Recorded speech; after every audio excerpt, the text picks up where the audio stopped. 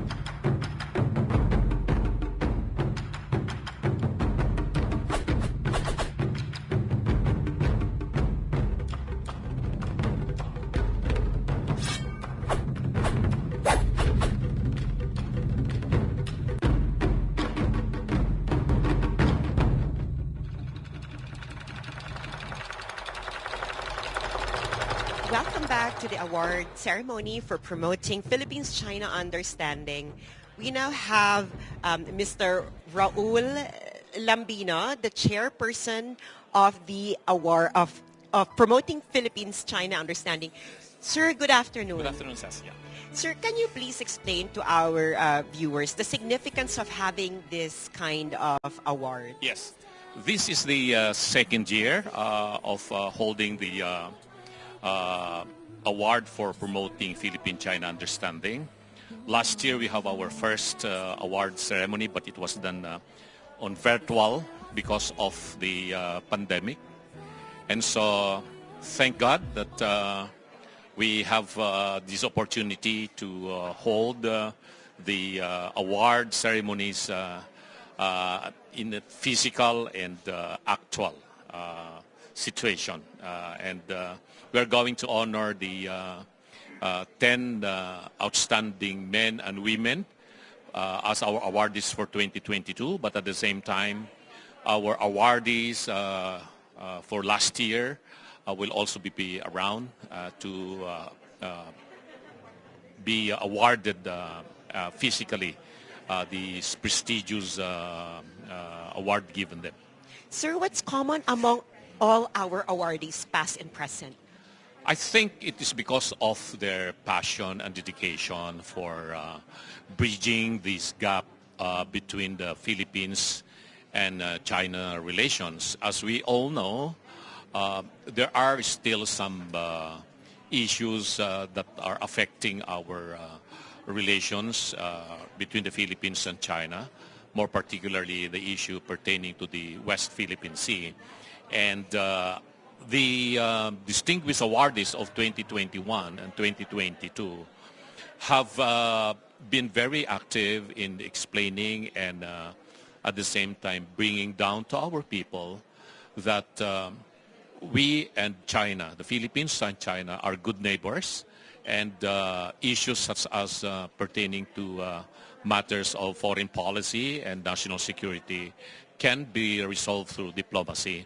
But the Association for Philippines-China Understanding is here as an organization that promotes people-to-people relations. So we would like our people, the Filipino people, to have a much wider understanding and open-minded approach as to how we can have a better relations with China.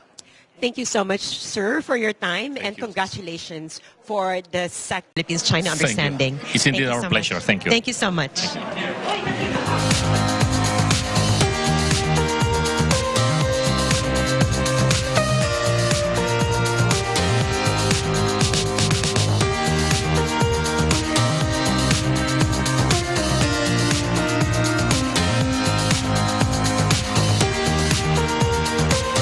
Of APPCU. Good afternoon, Mr. Nang. How are you? I'm good.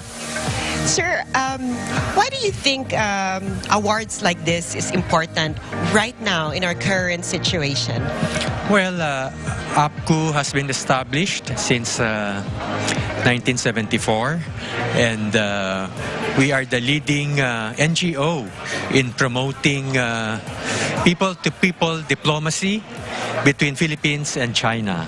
And now, more than ever, because we are rebuilding our economy from the effects of pandemic, we look forward to better relations with China in order to further advance and develop our economy. So, sir, the award ceremony as well as the awardees, do you think they are important in promoting people-to-people diplomacy? Oh, definitely. Our 10 laureates this afternoon have shown their willingness and ability, to better Filipino and Chinese ties, culture, and relationship. And this is the reason why we chose them to be our this year's 2022 laureates. So we will be giving them their medal, and there's a cash award also for them. Well, thank you so much for organizing this, sir, and thank you. Oh, it's our pleasure. And have a very good award ceremony. Thank you. Thank you so much. Thank you so much.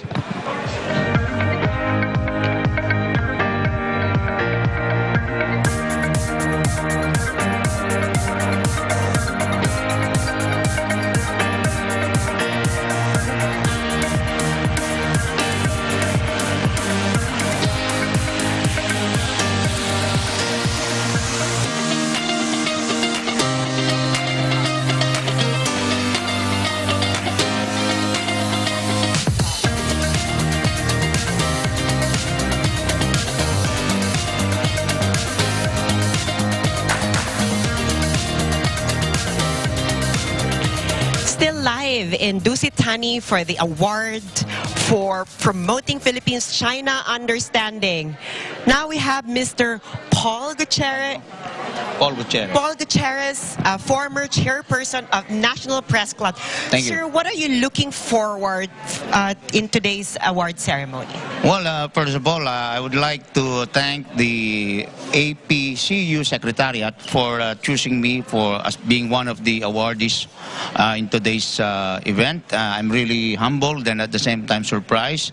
I never realized that all this help in clarifying the many issues between China and the Philippines would be somehow recognized by the APPCU and by the Chinese Embassy and by the other friends of the People's Republic of China. So with that, I'm also happy that I'm contributing to the enhancement of the prestige of the National Press Club, where I was the immediate president, past president. Sir, let me ask you this question about the role of the media in diplomacy. What do you think should the media do in order to promote understanding between nations, especially between nations who are in conflict? Well, the best thing that the media can do actually is just to present the facts. Stop opinionating when reporting the news, and just stick to the issues. No, let's not make it very complicated. The sad fact about the Philippine media today is that many of them are trying to make the necessary spin that is not conducive to fully understanding the details of any issue affecting the relationship between China and the Philippines. Thank you so much, sir, for all the hard work that you're doing, and congratulations. Thank you. Thank you so much. Thank you. Thank you. Thank you.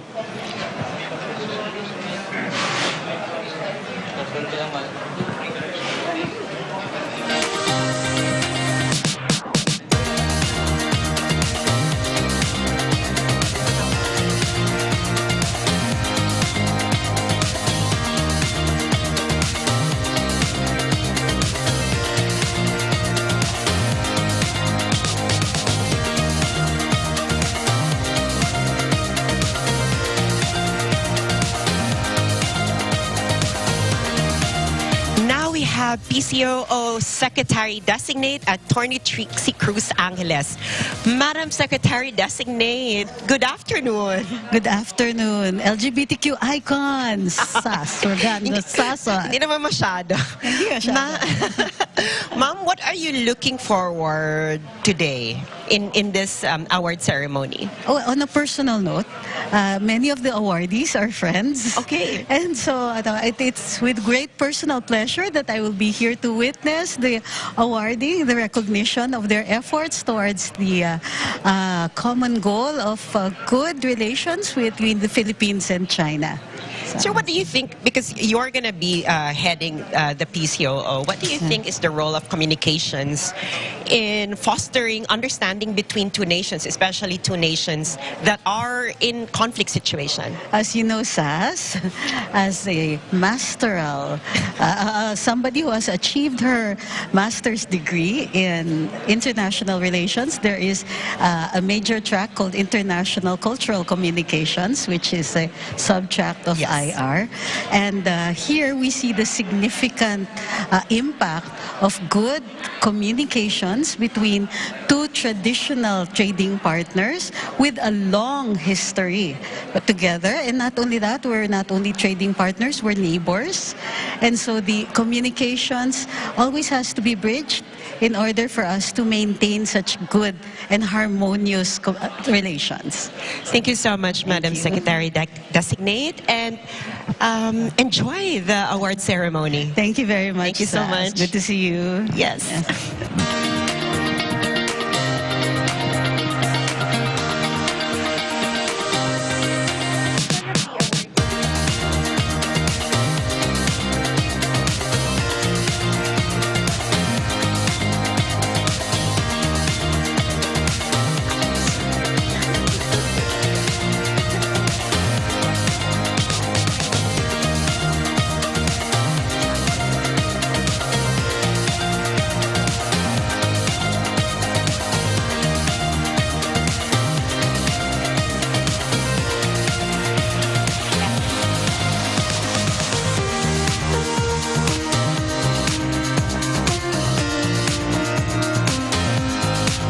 Good afternoon once again.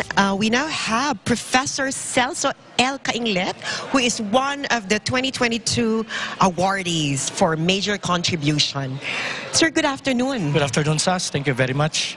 Sir, as I understand, your background is in ethics and philosophy and international relations. Yes. Can you please briefly explain to us what is the role of ethics in promoting understanding between two countries in conflict? Well, ethics always aim for what is ideal. And the ideal is that there will be harmony, there will be progress, there will be prosperity. Thank you so much, sir.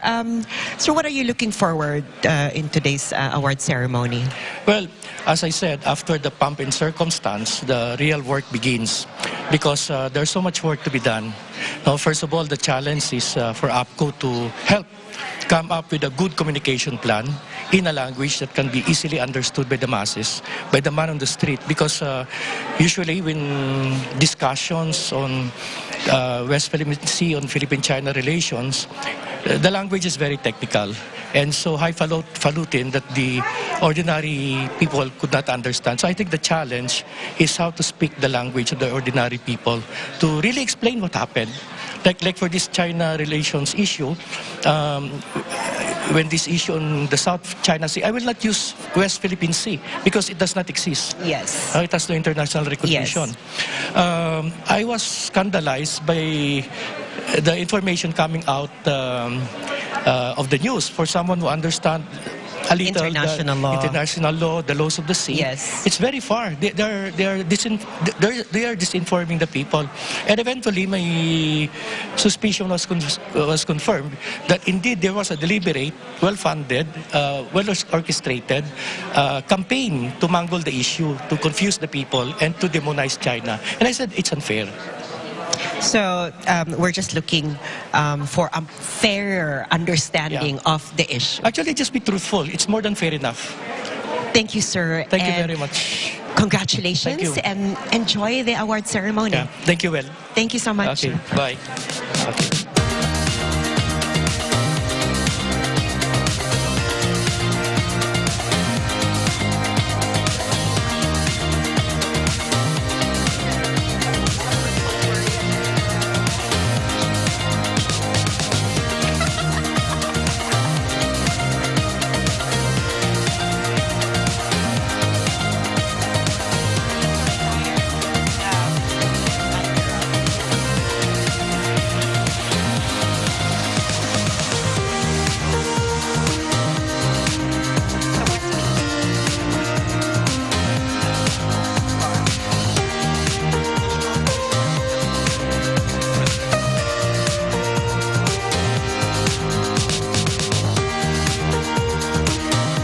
Welcome back again.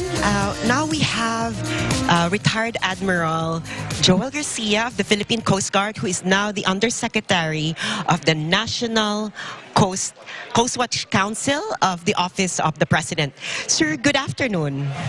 Sas, thank you for inviting me here. Sir, as maritime neighbors, with China, why do you think it's very important for us to promote understanding between our two nations? Well, basically, if you try to go back to the basic, it's really proper that we have to develop that good neighborhood with our neighbors, and in this case, geographically, China and Philippines will always be neighbors forever. There's no turning back. Yes. We cannot select our geographical neighbors. Yes, right.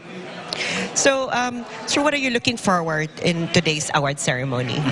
Well, I'm happy that the Chinese embassy has initiated such award for deserving Filipinos who are promoting peace, prosperity, and progress for both countries, and basically it indicates the friendship that has not just come overnight, but over the centuries between Philippines and China. And today's award is, I would say, represent those Filipinos with ideals of promoting peace and prosperity between the two countries.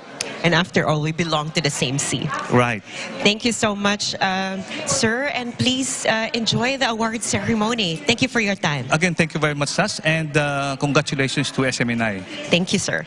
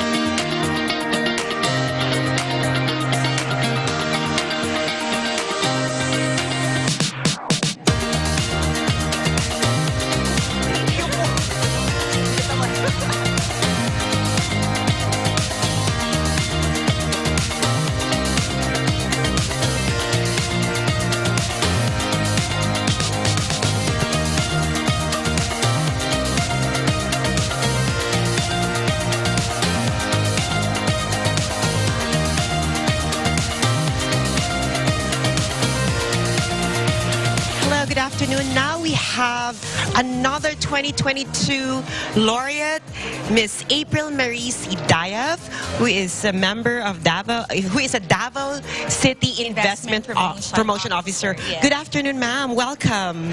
Thank you, Ma'am Sass. Good afternoon. Good afternoon, everyone. And congratulations. Thank you so much. Ma'am, can you please tell us about the work that you have been doing in promoting Philippine-China understanding? Yes, basically, we're just like establishing more partnerships and collaboration with China and Davao City, and perhaps also introducing the very good friendship and strong ties we had with them.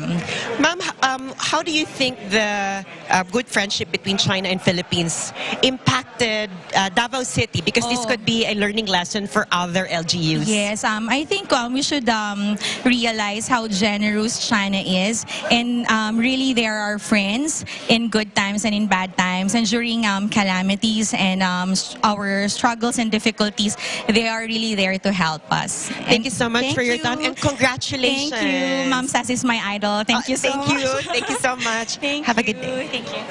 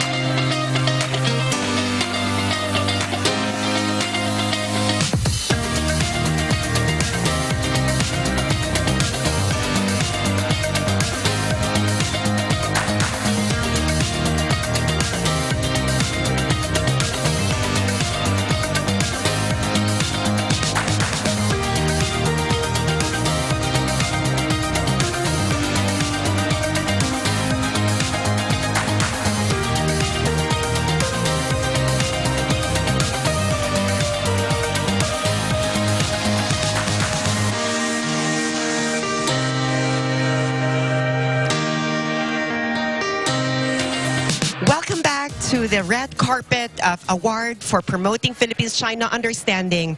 Before we start the awarding ceremony, let me just recognize this year's 2022 laureates. The Hall of Fame awardees, former Philippine President Joseph Ejercito Estrada, Ambassador Francisco Benedicto. Awardees for outstanding contributions, Wilson Lee Flores, Rodrigo Rod P. Kapunan, Princess Giselle H. Karam of the Sultanate of Sulu, Mauro Gia Samonte. And awardees for major contribution, Professor Celso L. Cainglet, April Marie C. Daya, Paul Gutierrez, and Kevin Franco Pamintuan. And hello, good afternoon. Nice to see you in person in Manila. We always see each other in the province, sir. Sir, why do you think this is very important, promoting Philippines-China understanding? Well, first and foremost, tayo mga Pilipino, no, we have a saying, makipag-away ka na sa kamag-anak, wag lang sa kapitbahay.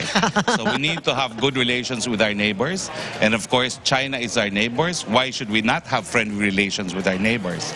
Number two, China is the next economic dragon. No? So why should we not benefit from having, as our neighbor, the world's next economic dragon? Of course, we want to share in the prosperity of China. Thank you so much, sir, for your time, and enjoy the award ceremony. Thank you very much, Sas. Bye-bye. Thank you. Have a good day. Have a good day. Thank you, sir.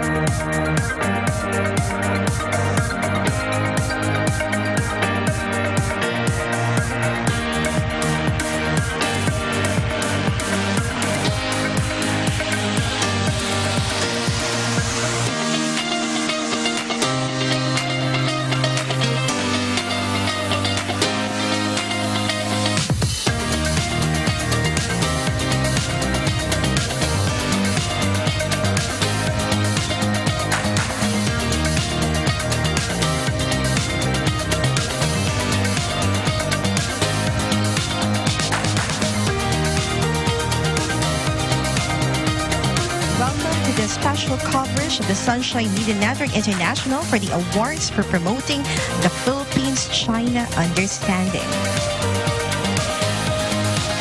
May I request everyone to please settle down. Our program is about to begin.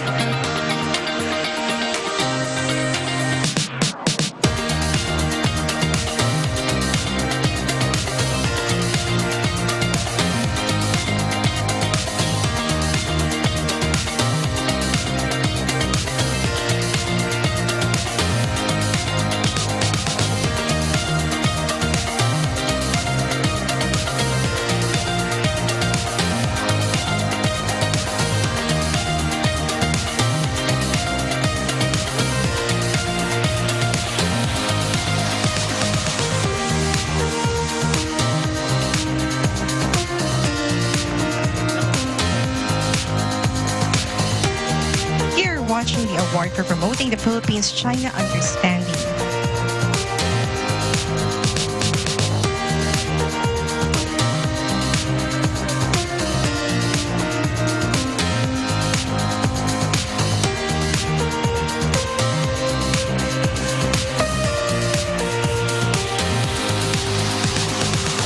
The award for promoting Philippine-China understanding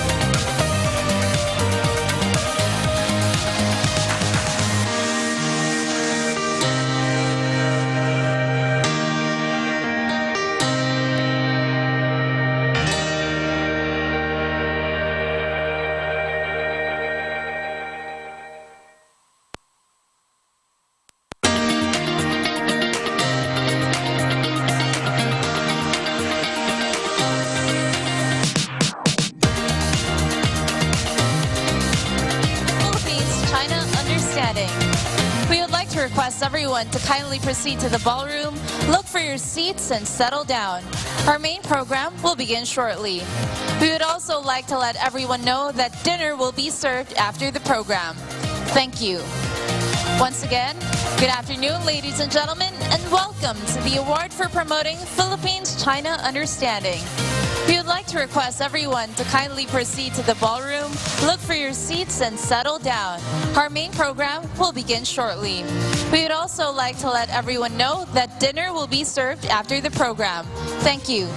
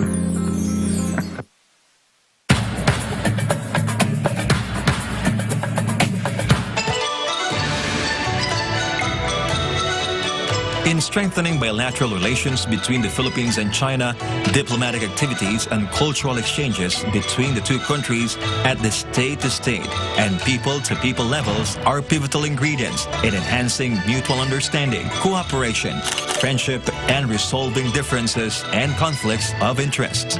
It is a matter that the interstate relations between the two countries are fundamental. People-to-people ties are thus far one of the building blocks that strongly bind the Philippines' bilateral relations.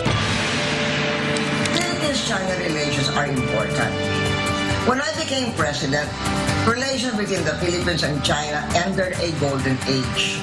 The continuing friendship between our two peoples enhances the mutually beneficial relations between our two countries.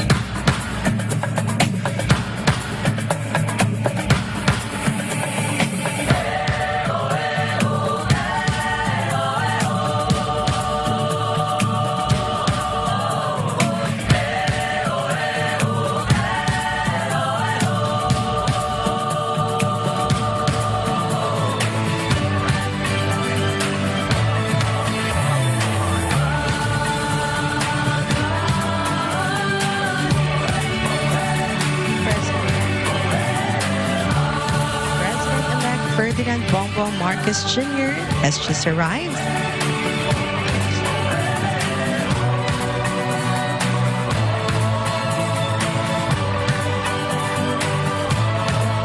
President-elect Ferdinand Bongbong Marcos Jr. has just arrived at the award for promoting Philippine-China understanding. With him is the incoming First Lady, Lisa Araneta Marcos. They are welcomed by the President and the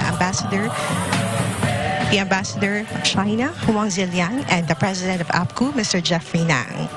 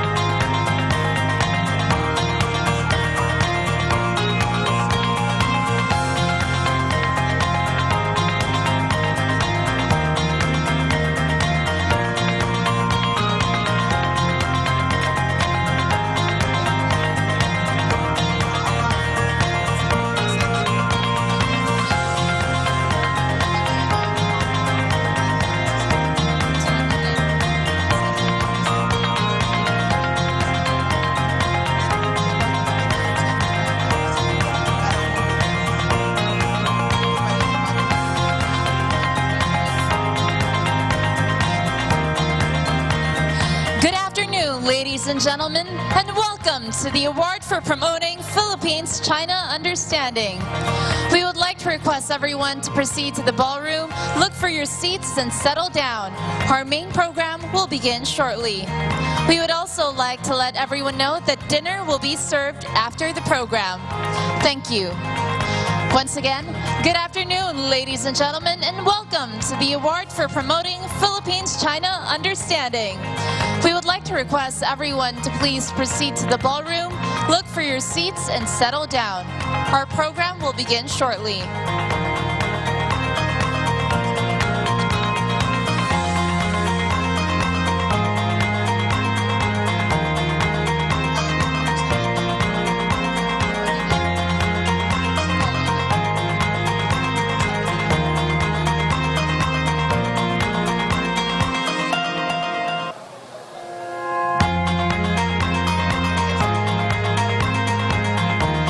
Our program will begin in 1 minute.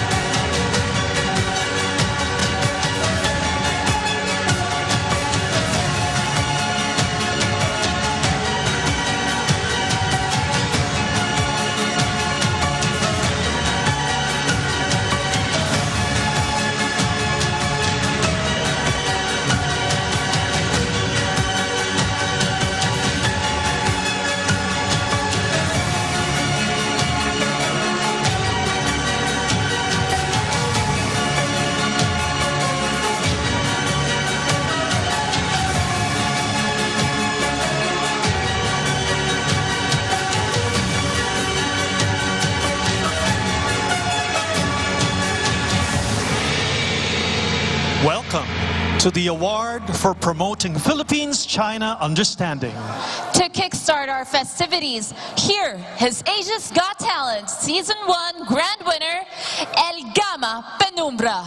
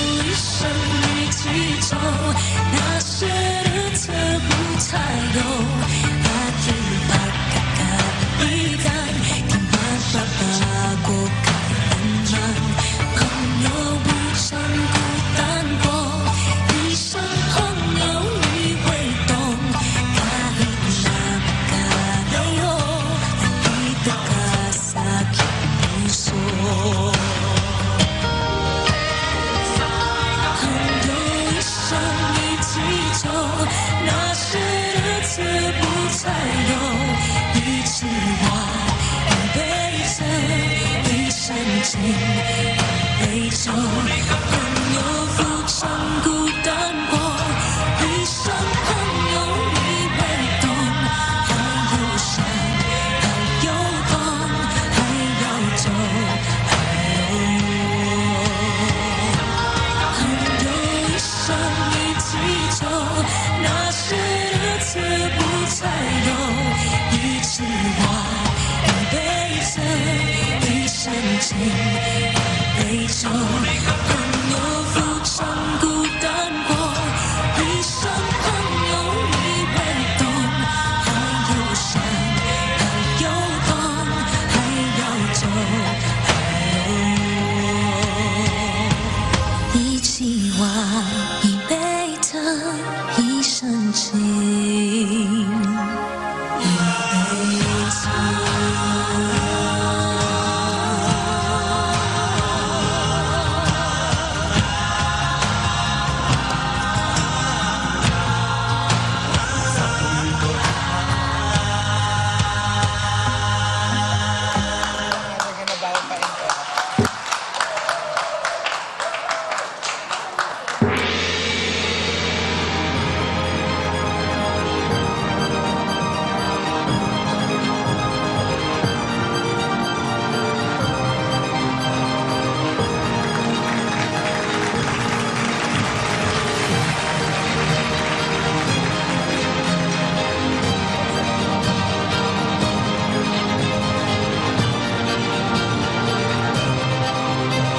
Please rise for the Philippine National Anthem.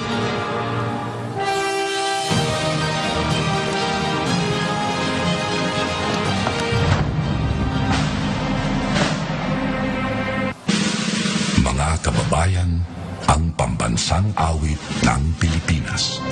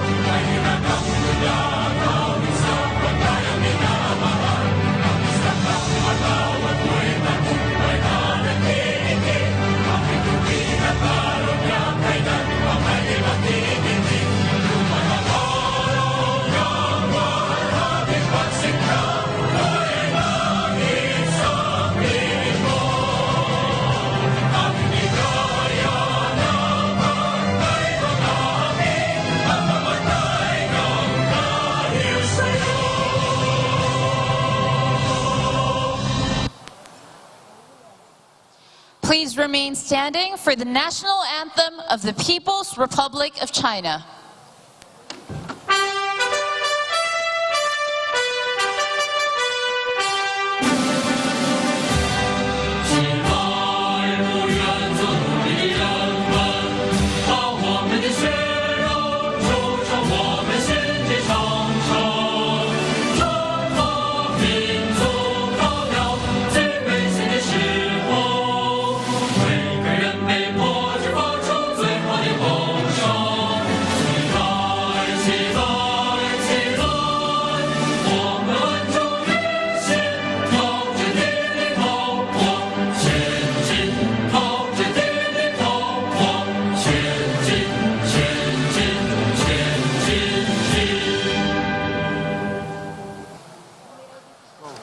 You may all be seated.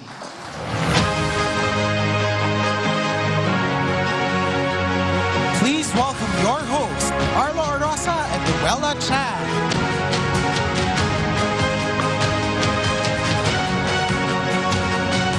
Mabuhay, mabuhay, and welcome to the ceremony of award for promoting the Philippines-China understanding. We are coming to you live, and my name is Carlo Orosa. Ni hao. Good afternoon, ladies and gentlemen. I'm Luella Chan. It is our great pride and honor to be your hosts for today's momentous occasion, right, Luella? Absolutely. And thank APPCU, El Gama Penumbra, for a very heartfelt performance. We were all moved. And you know what, Carlo?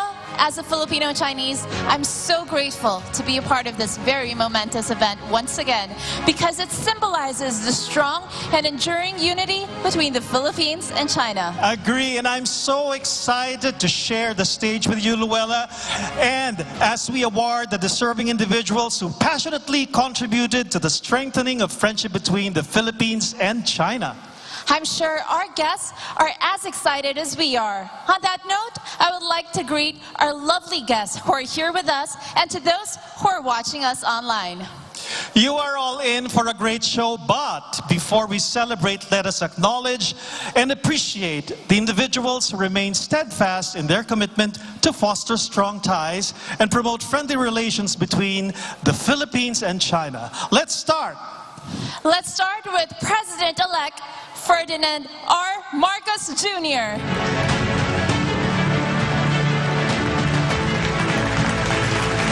Incoming First Lady of the Republic of the Philippines, Attorney Liza A. Marcos.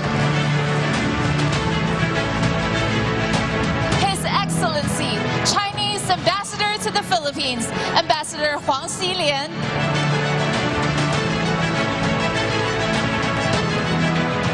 Association for Philippines-China Understanding Chairman, Secretary Raul Lambino.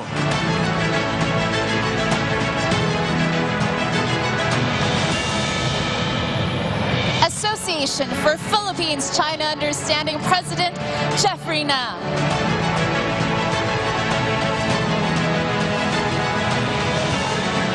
Senator Aquilino Martin D. Pimentel III.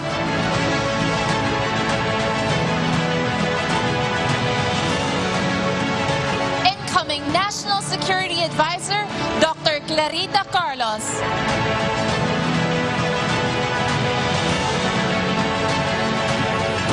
PCOO Secretary Designate Attorney Rose Beatrix Cruz Angeles.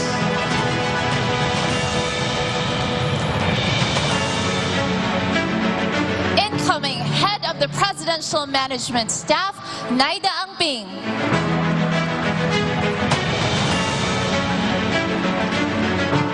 We would also like to acknowledge the presence of our APPCU 2021 laureates.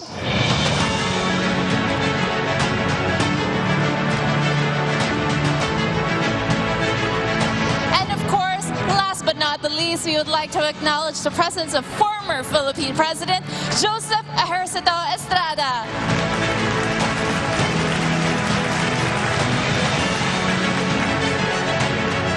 Ladies and gentlemen, the awardees for the major contributions category are founding president of Peking University Overseas Students Alumni Association, Professor Jaime Flor Cruz.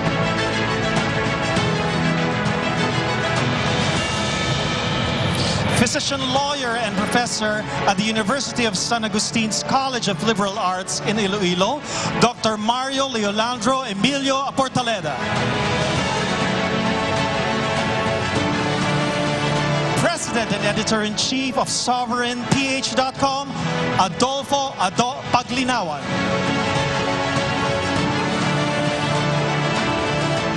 And 5-1 Talk Brand Ambassador, John Nicolo Fernandez.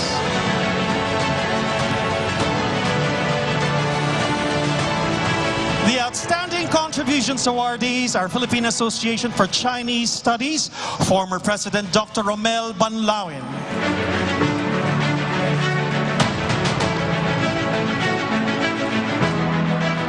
Global Talk News Radio and ang maestro host Herman Camentong Laurel.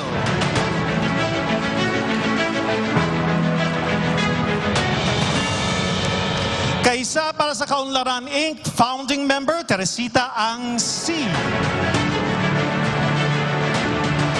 And Confucius Institute at University of the Philippines Diliman Director Dr. Lourdes Tanhueco Nepomuceno.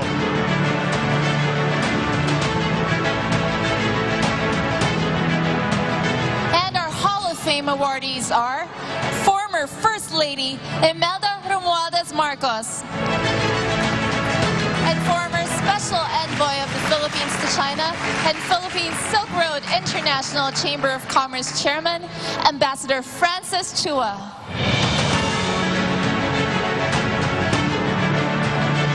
Once again, a big round of applause for them. We truly appreciate your presence and participation in this meaningful event. Now, Luella, do you know what makes this afternoon event very, very exciting? Do share, Carlo. Okay, this event is actually both exciting and inspiring because we are celebrating the contributions of our APPCU 2022 laureates in the promotion of good relations between Philippines and China. Yes, indeed, we are recognizing their great efforts in improving the bilateral relations of the Philippines and China in many different fields, such as public service, trade and commerce, arts, culture, and sciences. The Association for Philippines-China Understanding and the Chinese Embassy in Manila know that this long-standing relationship between the Philippines and China would not be the same if not for the efforts of the very people we are acknowledging today. You are completely right. The profound and enduring friendship of the Philippines and China has already spanned many years now, and this long-standing friendship enables both countries to move forward to greatness together. In fact, through the years, we have achieved prosperity and triumphs together, and a great part of that is because of the unwavering support of those we are honoring today. And on that note, it's time that we recognize a woman who throughout the decades astonished us with her wit, beauty, and strength. She's an icon who still stands as an epitome of a true Filipina. She is none other than the former First Lady of the Philippines, Imelda Romualdez Marcos.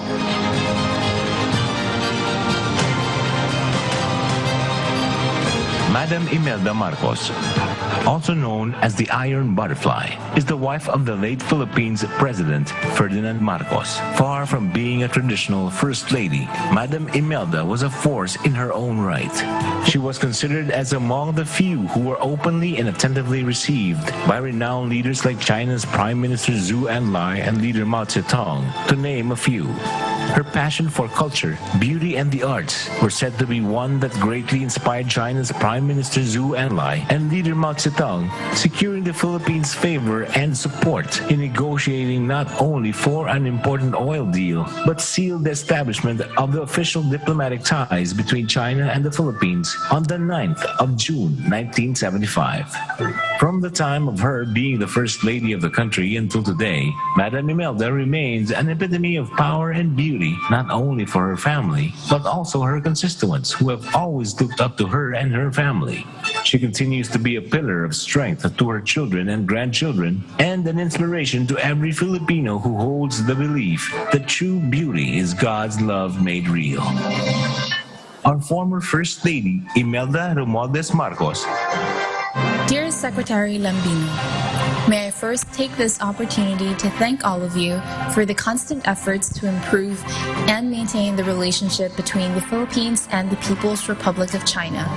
I would like to congratulate the people behind this gracious event of the Award for Promoting Philippines-China Understanding, particularly the Association for Philippines-China Understanding officials and members, led by its chairman, Secretary Raul L. Lambino, Chairman Emeritus, former President Gloria Macapagal Arroyo, APPCU President Mr. Jeffrey Nam, and APPCU Vice Chairman Sixto Benedicto.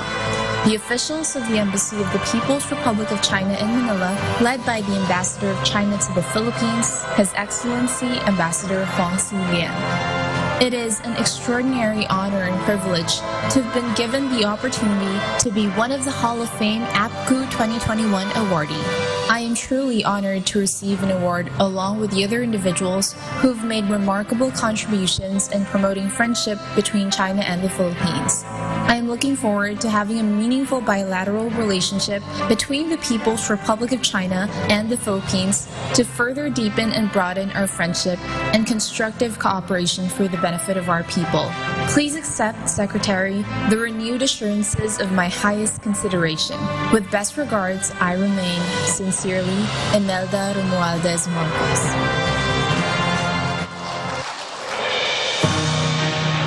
This time, our very special guest guest will give his words for all of us today. He has been in the public service for over 25 years, from being a governor and congressman of Ilocos Norte to senator of our country. And with the recent 2022 presidential election, he won by an incredible landslide victory. Please help me welcome Philippine President-elect Ferdinand R. Bongbong Marcos Jr.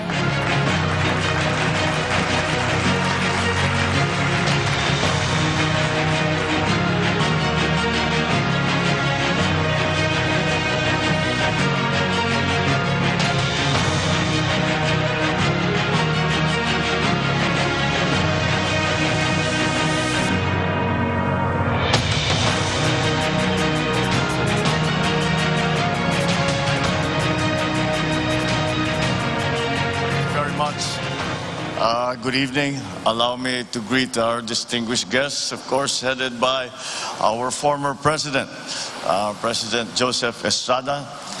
Ang tawag ko sa kanya, siya ang aking among tunay. Mula nung siya'y naging Pangulo, ang tawag ko kay Pangulong Erap ay ang aking among tunay. Hanggang ngayon, kahit tayo napalaran na, boss, among tunay. Good to see you po. His Excellency, the Ambassador from the People's Republic of China, our good friend who has fostered so many relationships in the time that he has come as the representative of the People's Republic of China, His Excellency Ambassador Wang Ziliang.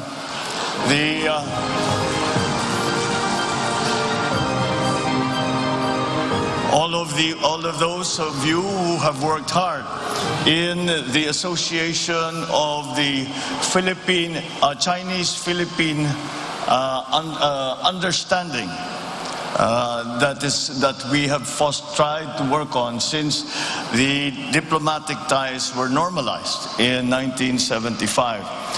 I have been lucky enough to have been able to attend many of the commemorations of the Chinese-Philippine Day as we are doing now.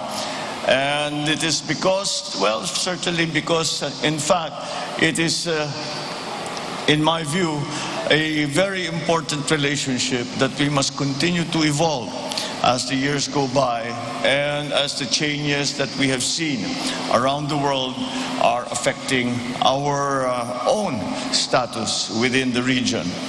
And with that cooperation and with that communication, I think that we have been able to find a way to grow and to make stronger the relationships between our two countries, the People's Republic of China and the Republic of the Philippines.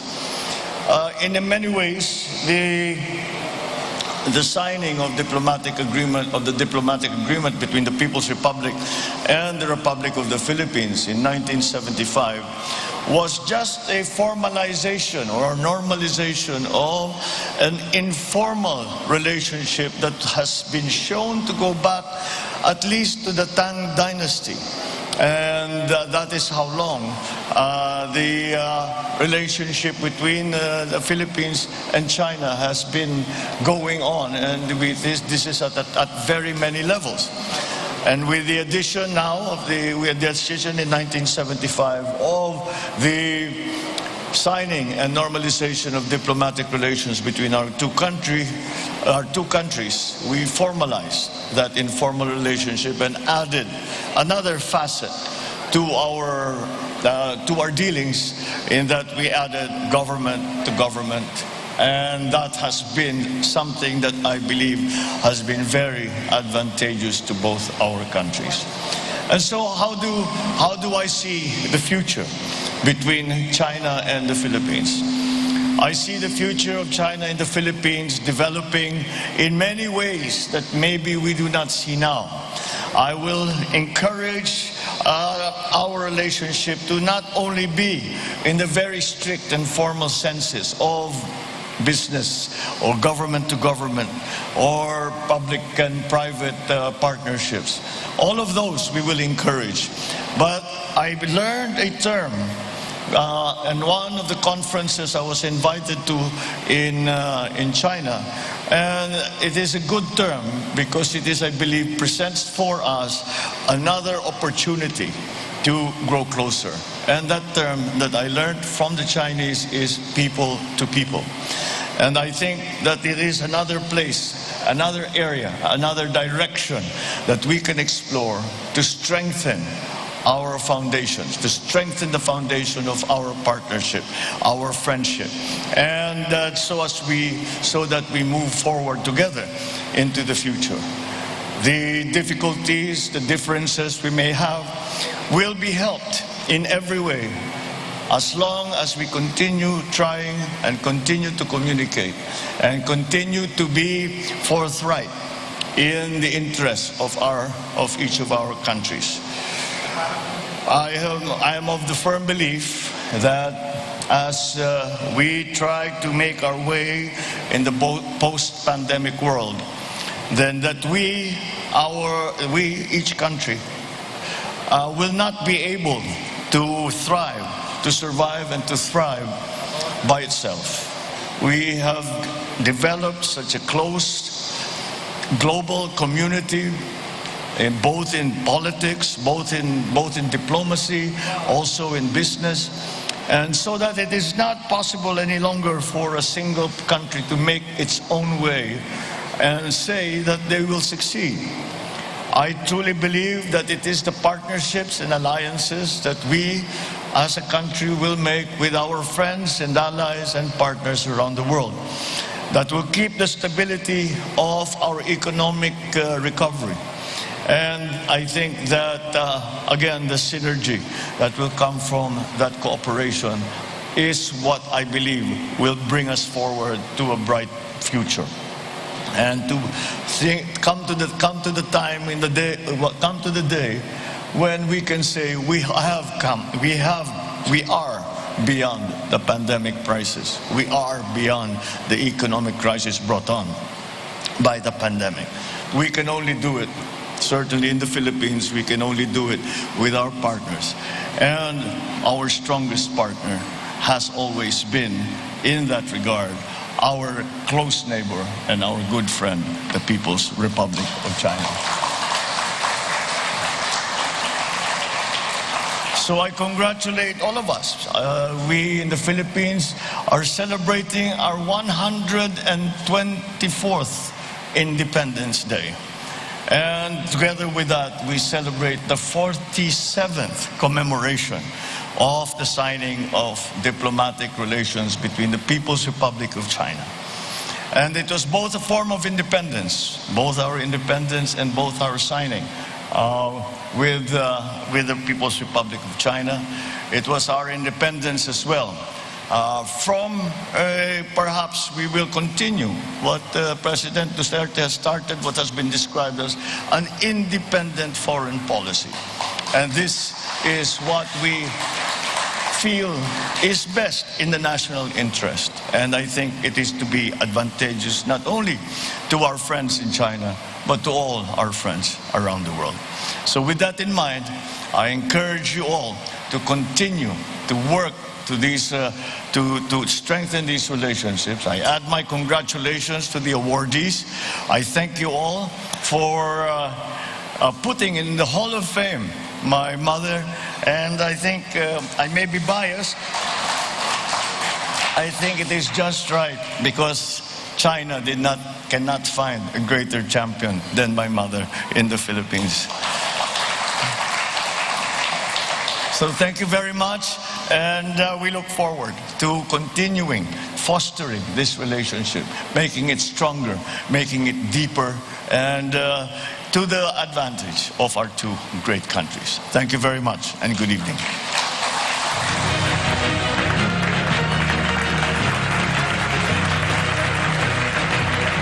Thank you, Philippine President-elect Ferdinand Romualdez Marcos Jr.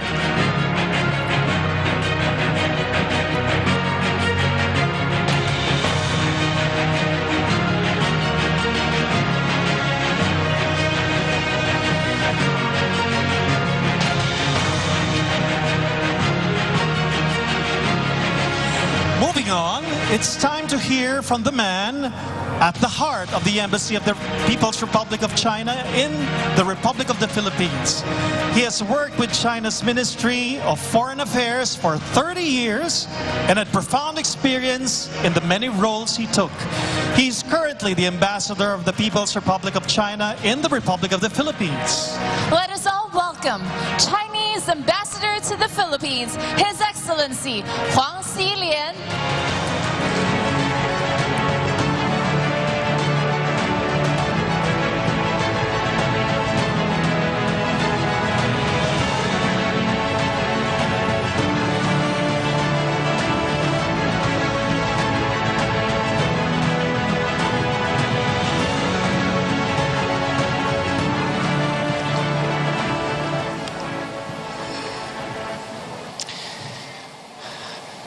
'Good evening to you all. I have a long name list to address. Be patient. Your Excellency, President-elect Bongbong Marcos, President-elect of the Republic of the Philippines, and incoming First Lady, Madam Lisa. Your Excellency, former President Joseph Estrada, whom I received 20 years ago in China when I was a desk officer on Philippines.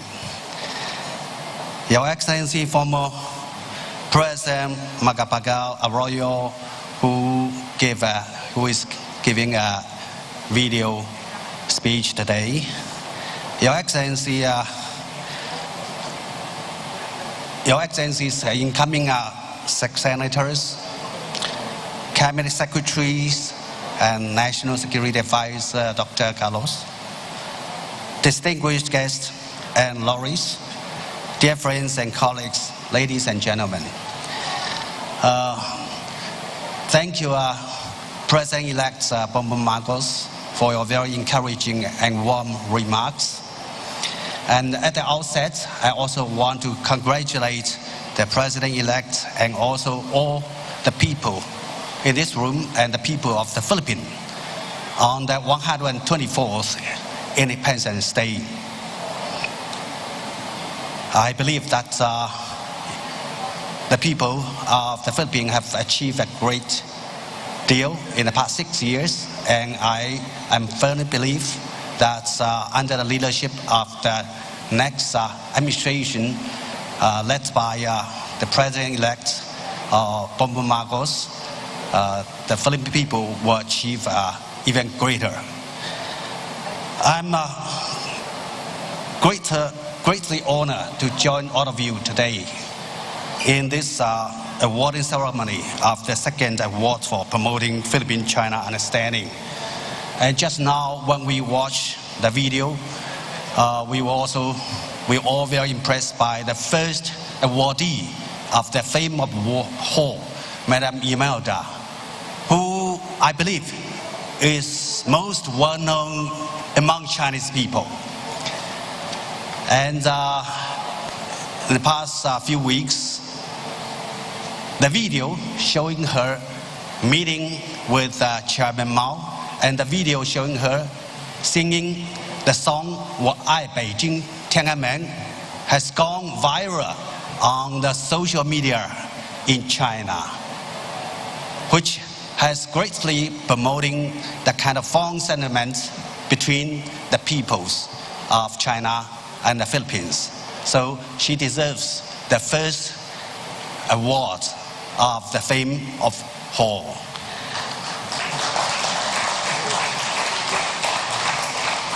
So I want to congratulate all those awardees for the year of 2021.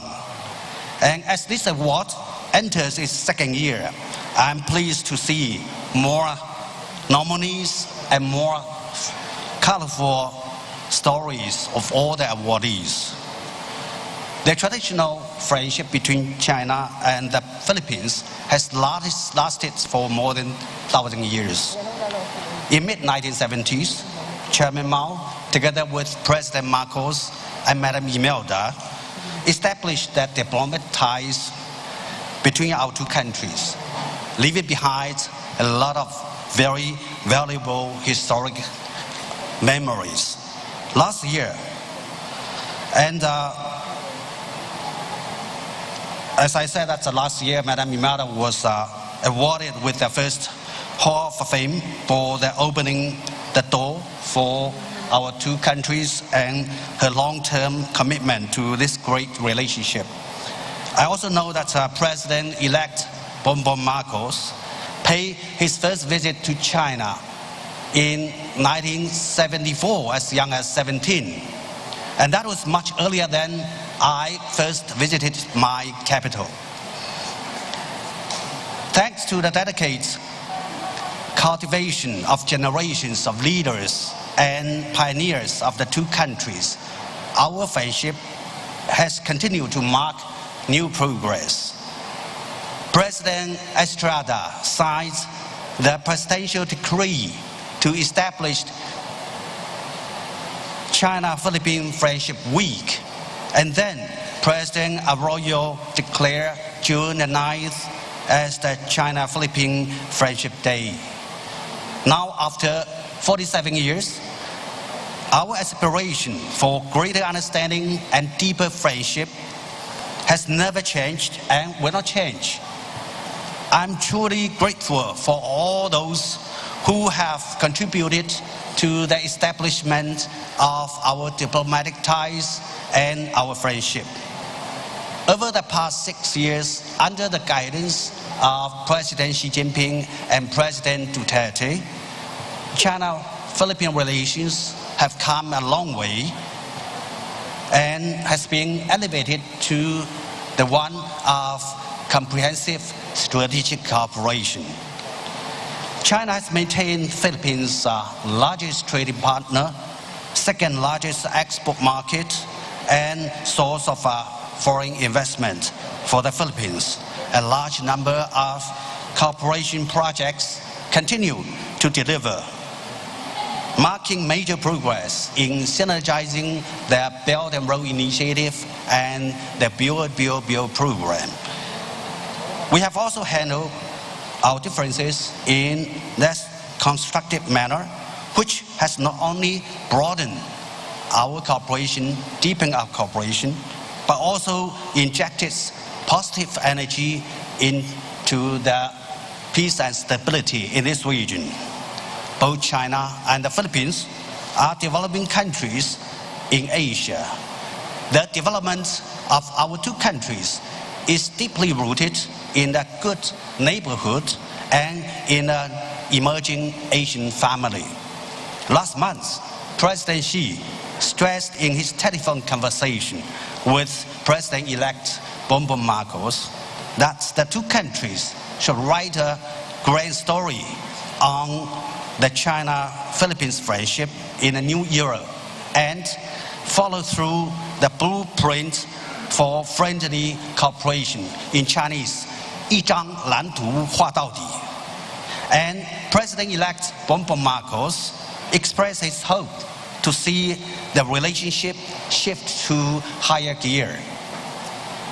I'm fully confident that under the guidance of our leaders, our relations will surely open a new chapter and reach new heights. Ladies and gentlemen, I would like to once again congratulate all the laureates and pay high tribute to your contributions. You are undoubtedly the spokesperson and true heroes of our friendship.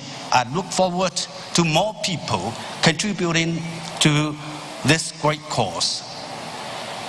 The everlasting friendship between the Chinese and Philippine people is an inexhaustible driving force for the long-term development of our bilateral relations. Let us commit together to steering our relationship in the right direction, deepen our mutually beneficial cooperation, and usher in an even brighter future for China-Philippines relations. I thank you and wish this ceremony a great success. Long live China-Philippine friendship. mabuhay, and maraming salamat. Thank you.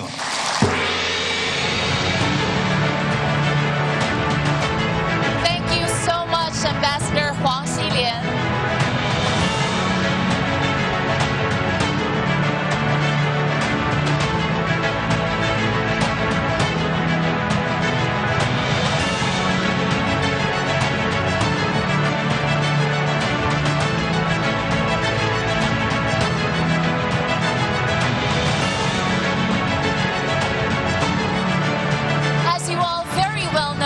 Because of the pandemic, we unfortunately were not able to host a face-to-face awards ceremony.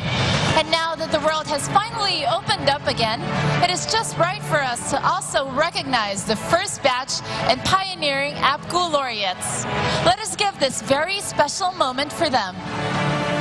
May we call on stage the laureates of the Award for Promoting Philippines-China Understanding 2021. For the major contributions category, our founding president of Peking University Overseas Students Alumni Association, Professor Jaime Flor Cruz. Physician, lawyer, and professor of the University of San Agustine's College of Liberal Arts in Iloilo, Dr. Mariano Leolandro Emilio Aportaleda.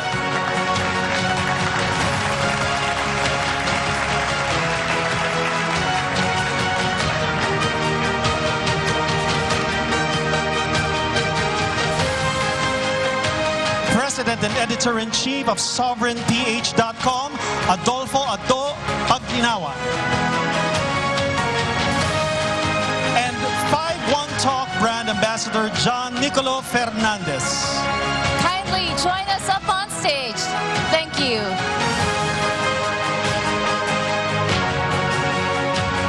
May we request you to please join us up on stage.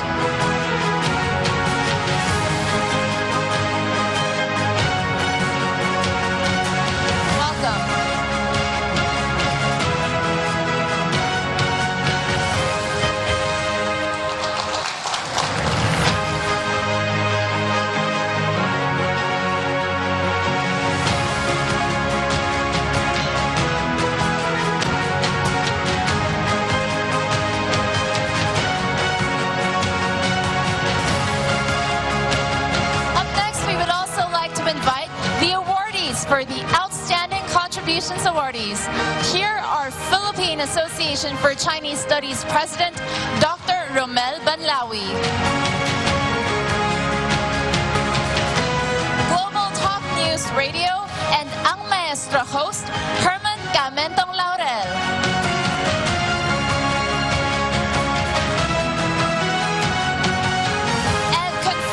Institute at University of the Philippines Diliman Director, Dr. Lourdes Tanhueco Nepomuceno.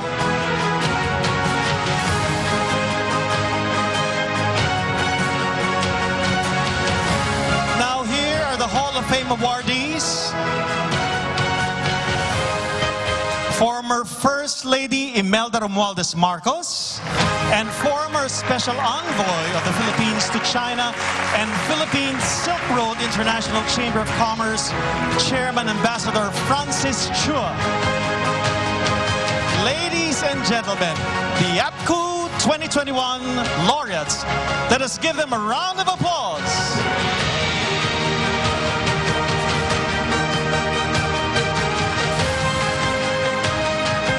So much. You may please be seated. Thank you.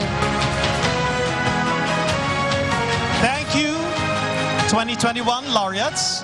At this junction, let me introduce an empowered woman who made significant efforts in promoting friendship and in establishing the relationship of the Philippines with China during her presidency.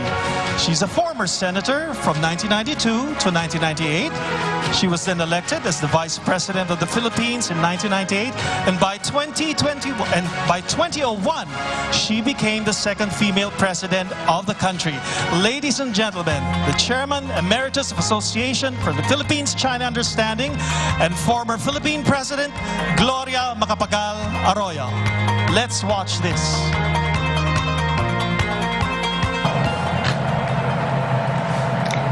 Ambassador Wang, Chairman Lambino, President Jeffrey, ladies and gentlemen. First, belated Philippines-China Friendship Day and advanced Happy Independence Day. Second, congratulations to the officers of APPCU for actively promoting the goals of this association even during the days of pandemic restrictions. You show that when one truly believes in a cause, he or she will find the energy and the means to promote that cause. Continuing the APPCU, now on its second year, is another proof of your sincere desire to make the friendship between the Philippines and China warmer. Our two countries are now in what I call a second age, golden age of relations. It was Chinese President Hu Jintao who told me when we had a bilateral talk at one of the APEC leaders summits that our two countries were approaching the golden age of relationship. Subsequent exchanges and cooperation between our two nations, China's generosity to the Filipino people, and the Filipino-Chinese community's tireless work to further strengthen the ties between our two countries led to the full blossoming of our relations. Everyone knows that some time ago, we had a 6-year period when Philippines-China relations were at what may be called an all-time low since the start of our formal relations in 1975. However, when Mayor Rodrigo Duterte was elected president, he reversed that unfriendly stance towards China such that in 2018, Chinese President Xi Jinping came over for a state visit, the first visit to our country of a Chinese president since President Hu's state visit in 2005. President Xi's 2018 visit signaled that our two countries are once again close buddies and good partners, working for our common goal to attain inclusive and sustainable growth in Asia in an atmosphere of unity and peace. I cannot, however, avoid mentioning that period of chilly relations because that served as the background for the recipient of APPCU's Special Paduka Pahala Award. For those who are not historically inclined, Paduka Pahala was a Sultan of Sulu who traveled with his wife and 2 sons to China to visit the Chinese emperor. He died in Shandong province on his way home. The Chinese emperor ordered a mausoleum to be constructed to serve as burial site for the Sultan. Paduka Pahala may very well be regarded as our very first ambassador to China, and his mausoleum, which is a tourist attraction to this day, remains a symbol of the deep affection China holds for the Philippines. Hence, APPCU's Paduka Pahala Award is given posthumously to Ambassador Jose Santiago Chito Santa Romana, our most recent ambassador to China, not only because his death paralleled that of Sultan Paduka Pahalas in that Chito died while on duty in China, but more than that, Ambassador Santa Romana was a giant among Philippine diplomats, one who dared take on a job that, in his very words, no one wanted, at the time when Philippines-China relations had turned cold. In fact, Chito's 2 immediate predecessors, Sonia Brady and Erlinda Basilio, fell very ill from stress. Chito was faced with a mission impossible, that of repairing the damage done to our two countries' centuries-old good relations. But Chito was always a courageous man. Huge challenges were not new to him. While attending college, he already had a name as a student activist, and according to his many friends, he was in China in the early 1970s when he learned that an arrest order for him had been sent out, so he decided to stay. He learned the language and the culture, did manual labor for some time before making use of his proficiency in English to teach this language to the Chinese, and much later joined the China Bureau of ABC News, where he later became bureau chief until he retired in 2010. He lived in China before the country had its economic boom and experienced how that country's paces of reforms positively transformed the lives of hundreds of millions of Chinese. His deep knowledge of the language and the people of his adopted country and his own congenial attributes made him the ideal choice as a Philippine ambassador to China when we urgently needed someone to rekindle the lost warmth of friendship. In the words of his friend and fellow journalist Benjamin Kang Lim, Chito was patient, professional, and never took things personally. The epitome of a Filipino gentleman, sincere, decent, and kind. I met Chito many times before he was appointed as ambassador and when he was already one, and I could not but agree with those words of praise for him. With all those personal qualities and aided by President Duterte's positive views on China, Chito pulled off what many other seasoned diplomats probably could not have done as well, restoring China's good faith in the Philippines, such that in no less than 2 years from his appointment as ambassador, Chinese President Xi Jinping made a state visit to our country. The Department of Foreign Affairs recognizes Ambassador Santa Romana's contribution to Philippine diplomacy. Thus, under his distinguished tenure, Philippines-China relations flourished despite differences. Indeed, they flowered all the more in maturity and were deeply strengthened.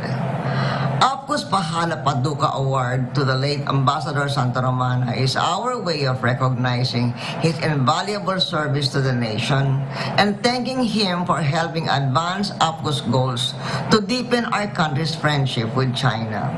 We also have our other awardees who've given a big push to warmer Philippines-China relations and whose efforts have made a big impact on the lives of our people.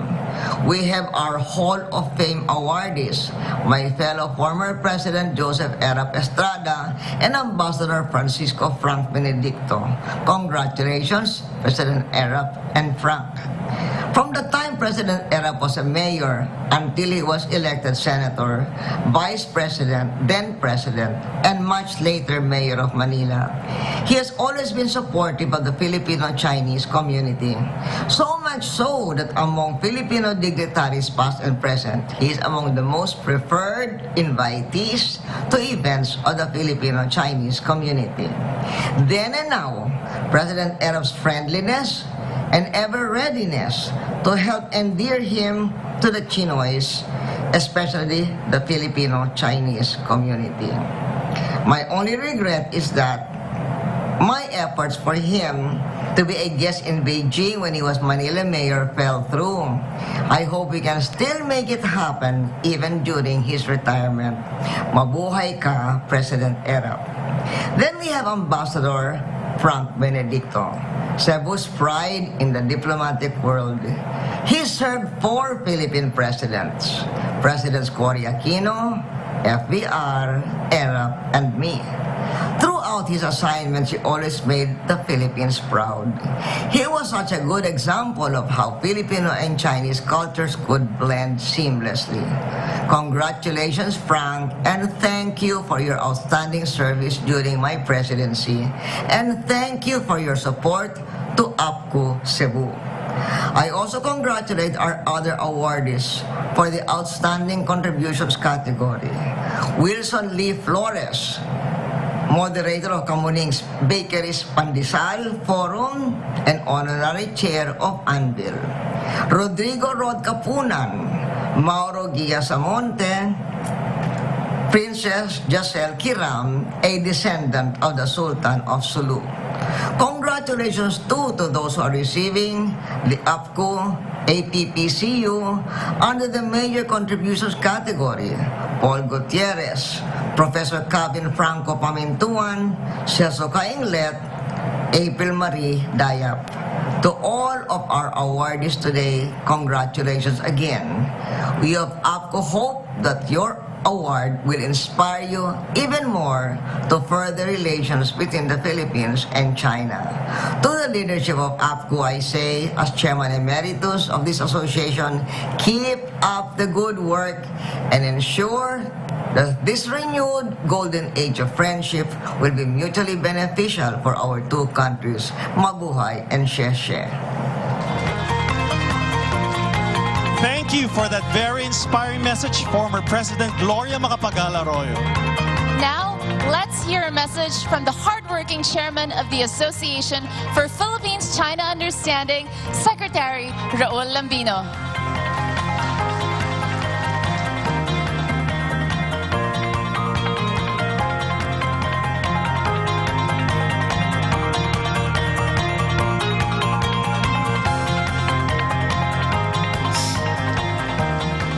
His Excellency, President-elect Ferdinand Romualdez Marcos Jr., sir, and incoming Madam First Lady, Attorney Liza Reneta Marcos. Her Excellency, former President Gloria Macapagal-Arroyo, Chairperson Emeritus of APPCU.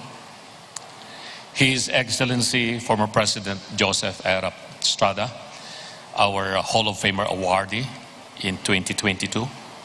His Excellency Ambassador Wang Silien, Honorable Senator Aquilino Coco Pimentel and his lady Madam Pimentel, incoming National Security Advisor Secretary Clarita Carlos, my mentor, good friend for so many years, incoming Secretary Trixie Cruz Angeles of the PCO, the Philippine Coast Guard Commandant, Admiral, my good friend Admiral Artemio Abo, the other distinguished guests, friends, ladies and gentlemen.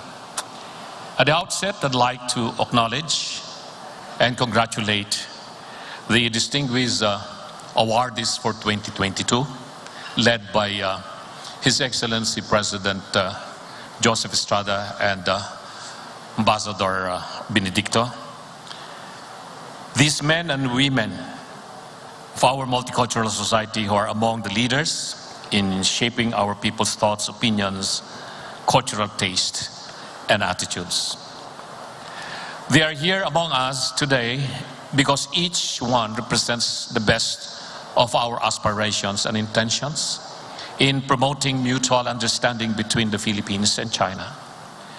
They are here not by chance, but by dint of hard work, inspiring faith in ourselves and in the future that we share with our Asian neighbor. They have, bit by bit, helped build and shape who we are and will be in our relations with China by their deeds and by their actions taken in their fields of endeavor. This is the reason our 10 laureates of 2022 have been chosen from among a large field of nominees to become the 2022 awardees for promoting Philippine-China understanding. They will be honored today in ceremonies organized by the Association for Philippine-China Understanding and the Chinese Embassy in Manila. Let me also congratulate the laureates of 2021, led by former First Lady Madam Imelda Romualdez Marcos. In many times that I have visited China, at least 12 provinces and countless cities in China, the most popular lady being asked every time is Madam First Lady Imelda Romualdez Marcos. Let me congratulate everyone for reaching this milestone, and may your outstanding work continue. In last month's Philippine presidential elections, the state of Philippine-China relations gained a fair share of the spotlight during the campaign period as never before in our electoral history.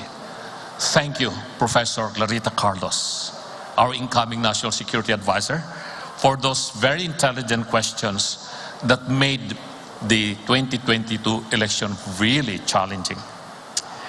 There were those that sought to fan the fires of misunderstanding between our two nations over festering disputes up the West Philippine Sea. Even more extremely, There were a few strident voices that vowed to defend every inch of Philippine territory as though our two nations were gearing up for war. But clearly and evidently, those views fell on fallow ground. The Filipino people rejected them by voting overwhelmingly for the candidate for president and for vice president who promoted diplomacy as the best way for our two nations to move forward. In a sense, the outcome of the election validates the long-term advocacy of our organization and also enriches the context in which the awards ceremony today is being held. My view is that the sense of mutual understanding that our awardees and APPCU itself have propagated through these years has taken root in the Filipino consciousness. It has taken hold so deeply that it found full and meaningful expression in a particular candidate's view during the last elections. The rhetoric may have been harsh, but the ground has become fertile more than ever for promoting greater understanding between our two nations. I can say that as of today, mutual understanding between the Philippines and China has never been better than at any time in the past 2 decades. Thank you, President Rodrigo Roa Duterte, for the new direction of our Philippine foreign policy. For the shared future of our two countries, this portends well of enhanced bilateral relations as Manila and Beijing prepare to transition from the administration of President Duterte to that of President-elect Ferdinand Romualdez Marcos Jr.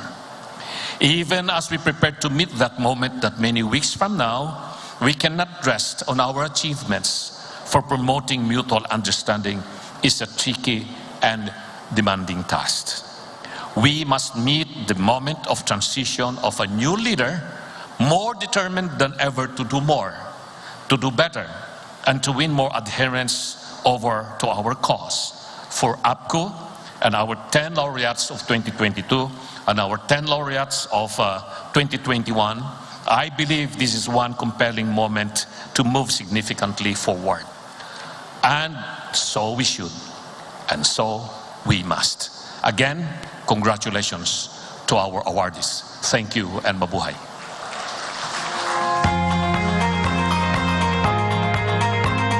Thank you, Secretary Raul Lambino.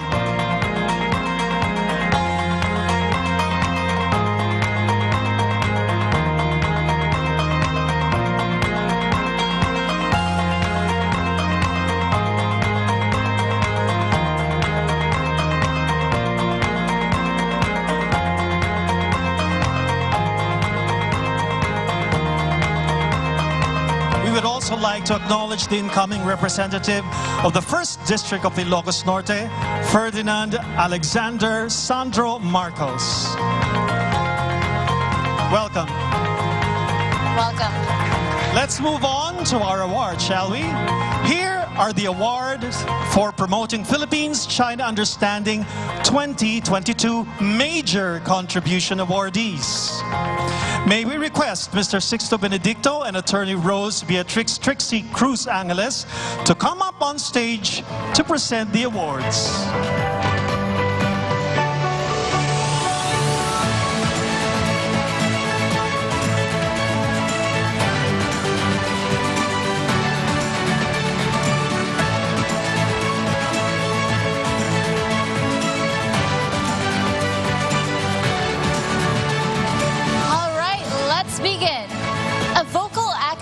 And public intellectual who has been very straightforward with his positions and socio-political discourses.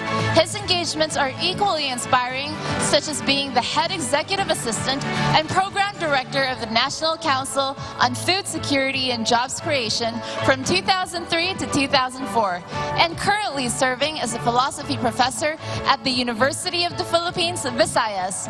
Congratulations, Professor Celso L. Cainglet.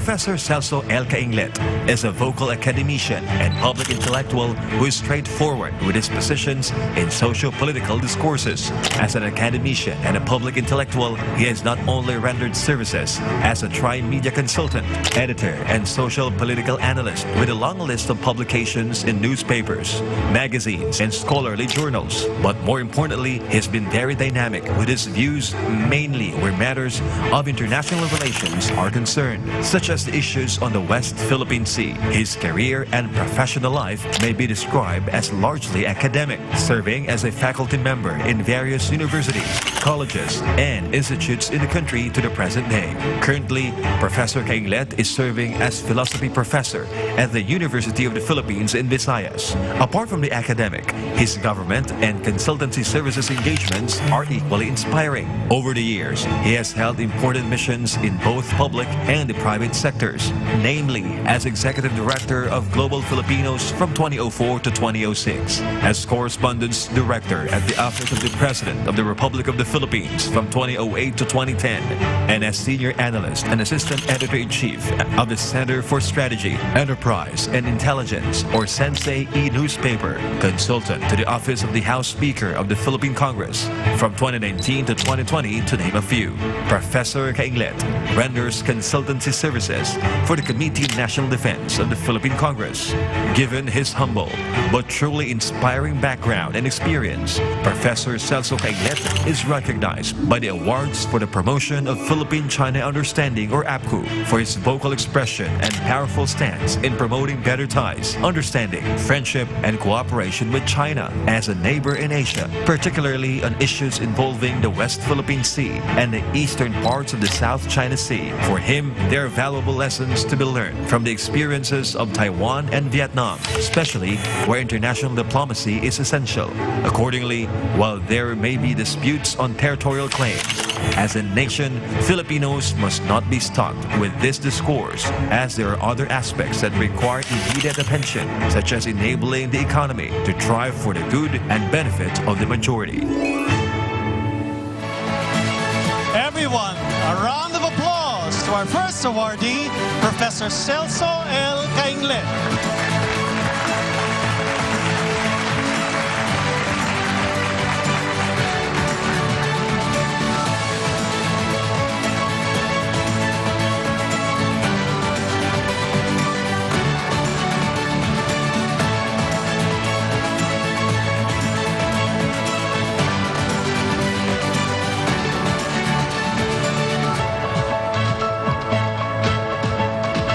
Thank you very much, APPCU. When I first came out discussing about the issue in South China Sea with Camentong Laurel, we were like voices in the wilderness. Nobody listens. And we were labeled with all things. As prosperity shifts from the west to the east, Asia's time has come. And the harassment of the West continues. In dealing with this, we go back to our very ancient, very profound treasury of knowledge and wisdom. The art of war of Kung Fu, the Wei Wu Wei of Taoism, doing something by doing nothing, and most of all, we take inspiration in the serenity and calmness of Siddhartha Gautama, the Buddha. Thank you very much.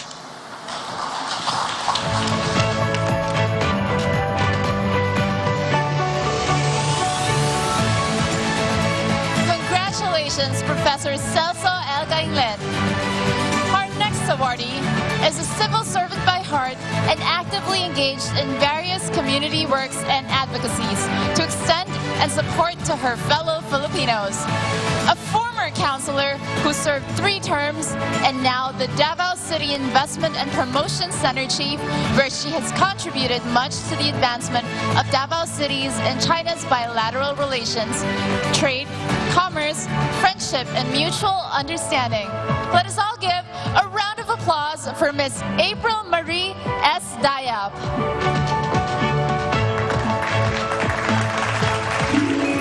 A civil servant by heart, April Marie Dayap has been actively engaged in various community works and advocacies to extend aid and support to fellow Filipinos. Born and raised in Davao City, she completed her secondary education at the Assumption College of Davao. She has an undergraduate degree in economics obtained from the Holy Cross of Davao College and a master's in business administration degree obtained from the Ateneo de Davao University. She is a former city councilor who served for 3 terms. During her term as councilor from 2013 to 2016, she served as the National Secretary of the National Movement for Young Legislator. And from 2016 to 2017, she became the interim Vice President and Executive Vice President of the National Movement for Young Legislator. By 2017, until the end of her term, she was also an ex-officio member, being the President of the Sangguniang Kabataan or SK Federation for 5 years and as Second District Councilor for 9 years. Currently, April serves as the Chief of the Davao City Investment and Promotion Center or DCIPC. As the head of the DCIPC, April, who officially took over the office on July 1, 2019, is in charge of bringing more investors to Davao City. Also, as Chief of DCIPC, April Dayap continues to forge closer ties with China through a new sisterhood agreement between the Davao City and Chongqing City in China.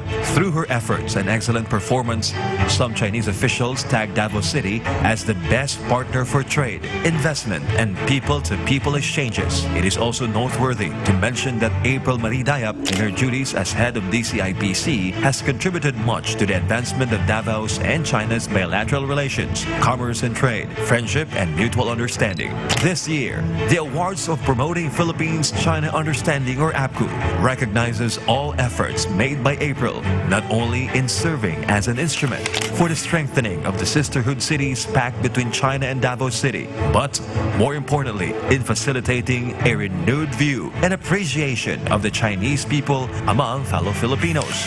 April believes that openness to work in partnership with the Chinese is a key to progress and development of Davao City and the Philippines in its entirety.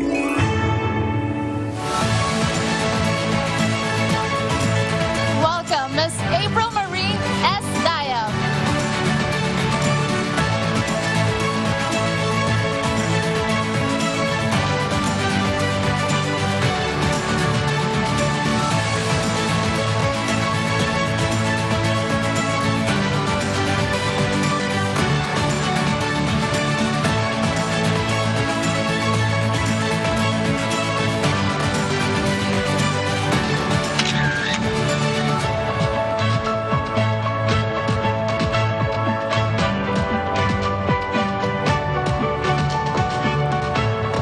Madayaw, ugmayong hapon kanatong tanan. I'd like to thank APPCU for this recognition. I am truly honored, and I'd like to share this recognition and honor to our VP-elect, Mayor Inday Sara Zimmerman Duterte, and to our Mayor-elect, Vice Mayor Sebastian Duterte, for this honor and recognition.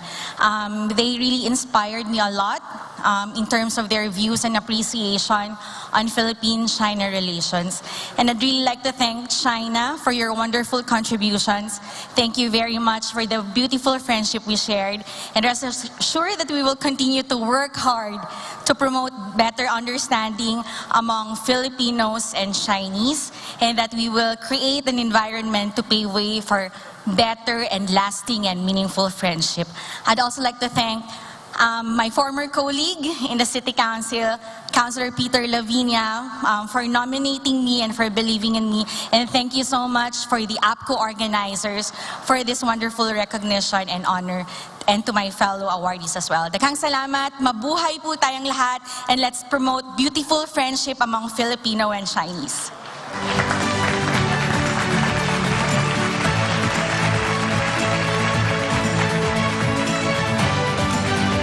Very well said, Miss April Marie C. Dayap, and once again, congratulations. Thank you as well to Mr. Sixto Benedicto and Attorney Rose Beatrix Trixie Cruz Angeles for presenting our first batch of awards. And now, to present the next award, for our next awardee, may we request General Fernando Pase and former Representative Harry Angping to come up on the stage to present the awards. Let's all give them a warm round of applause.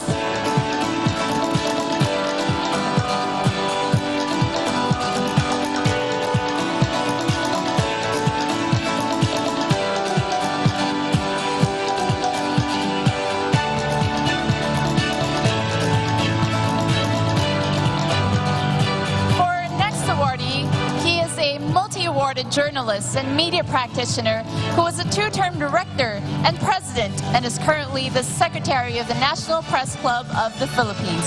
He has been vocal in expressing his favor in strengthening Philippines and China relations. For him, China and the Philippines are brothers, bound by their shared history. Congratulations to Mr. Paul M. Gutierrez.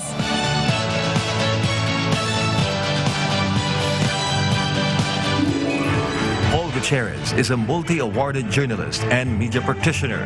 He was a two-term director and president and is currently the secretary of the National Press Club of the Philippines, one of the country's oldest but biggest organizations of active members of the Philippine press. His career in mass media and journalism took off by the turn of the millennium in 2000, when he served as the editor of the Filipino Reporter, a magazine in the vernacular for Filipino overseas workers. Before his career in the mass media, Paul had also served in various positions in both public and private sector agencies and institutions. He was also part of former Philippine President Joseph Ejercito Estrada's Media Bureau. Paul also became a correspondent of the Daily Tribune, focusing on political issues. From 2005 to the present, Paul has been connected with the Philippine Journalists Incorporated, the publisher of the People's Journal and the People's Journal Tonight, as a regular columnist and Senate reporter. Among his awards as a journalist include the Plaque of Appreciation given by the Region 4B Police Office in 2006 and in 2009, the Most Enterprising Reporter of the Year presented by the PJI in 2017. He was given the Outstanding Journalist Award during the 16th MCLE convention. Paul Gutierrez is reckoned to be one of the few journalists in the country who has been vocal in expressing his favor for strengthening Philippines and China relations and, most significantly, correcting all misconceptions and biased stances made against China over the years, owing to the overbearing influence of the West, primarily the U.S. For Paul, China and the Philippines are brothers bound by their shared history and common national independence struggle against the Western or U.S. imperialism. In 2017, as NPC president, Paul signed a partnership agreement with the All China Journalists Association that made the NPC a member of the broader Belt and Road Initiative of China. Being aware of how Western imperialism and their local cohorts manipulate Philippine mainstream media, in May 2020, Paul established Pinoy Expose, primarily as an avenue to counter Western propaganda and help promote the views of China, knowing they represent the truth in any issue, as well as other articles that promote global peace, shared prosperity, and understanding. This year, the awards for the promotion of Philippines-China understanding, or APPCU, recognizes all efforts and contributions made by Paul Gutierrez through his craft, not only in facilitating a greater awareness of historical ties between the Philippines and China, but in promoting every aspect of strengthening their friendly and brotherly relation. Ladies and gentlemen, our third awardee for the major contribution, Mr. Paul M. Gutierrez.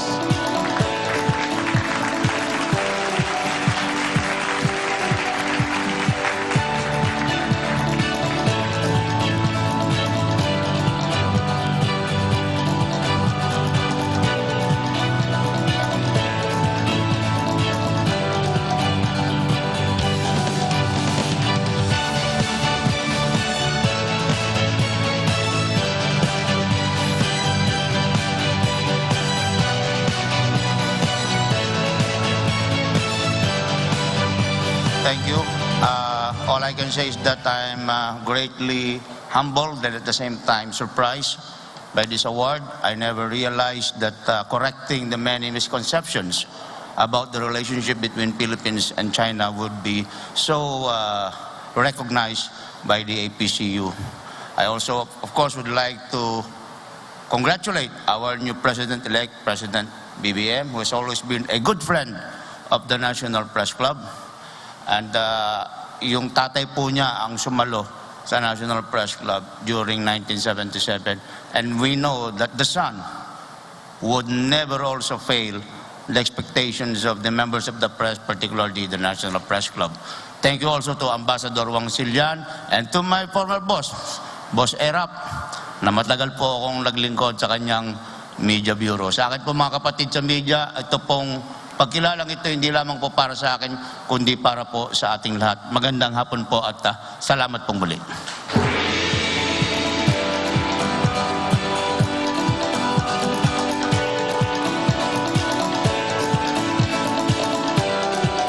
Thank you so much for that heartfelt message, Mr. Paul M. Gutierrez. Thank you, General Fernando Pace and former Representative Harry Ang Bin for presenting the award. For our next awardee, may we please request General Fernando Pace and Dr. Clarita Carlos to present the award.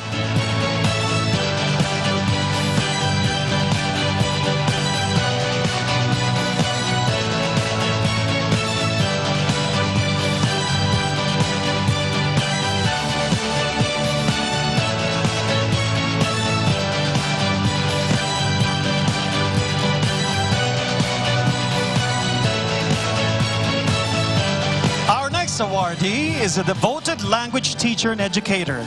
He is the current Philippine Director of the Confucius Institute at the Angeles University Foundation, and he has been actively involved in advocacies to promote the Chinese language and the culture of Philippines in secondary schools, which is deemed relevant in broadening and strengthening the cultural exchanges and ties between Philippines and China. He is no other than Professor Kevin Franco Pamintuan.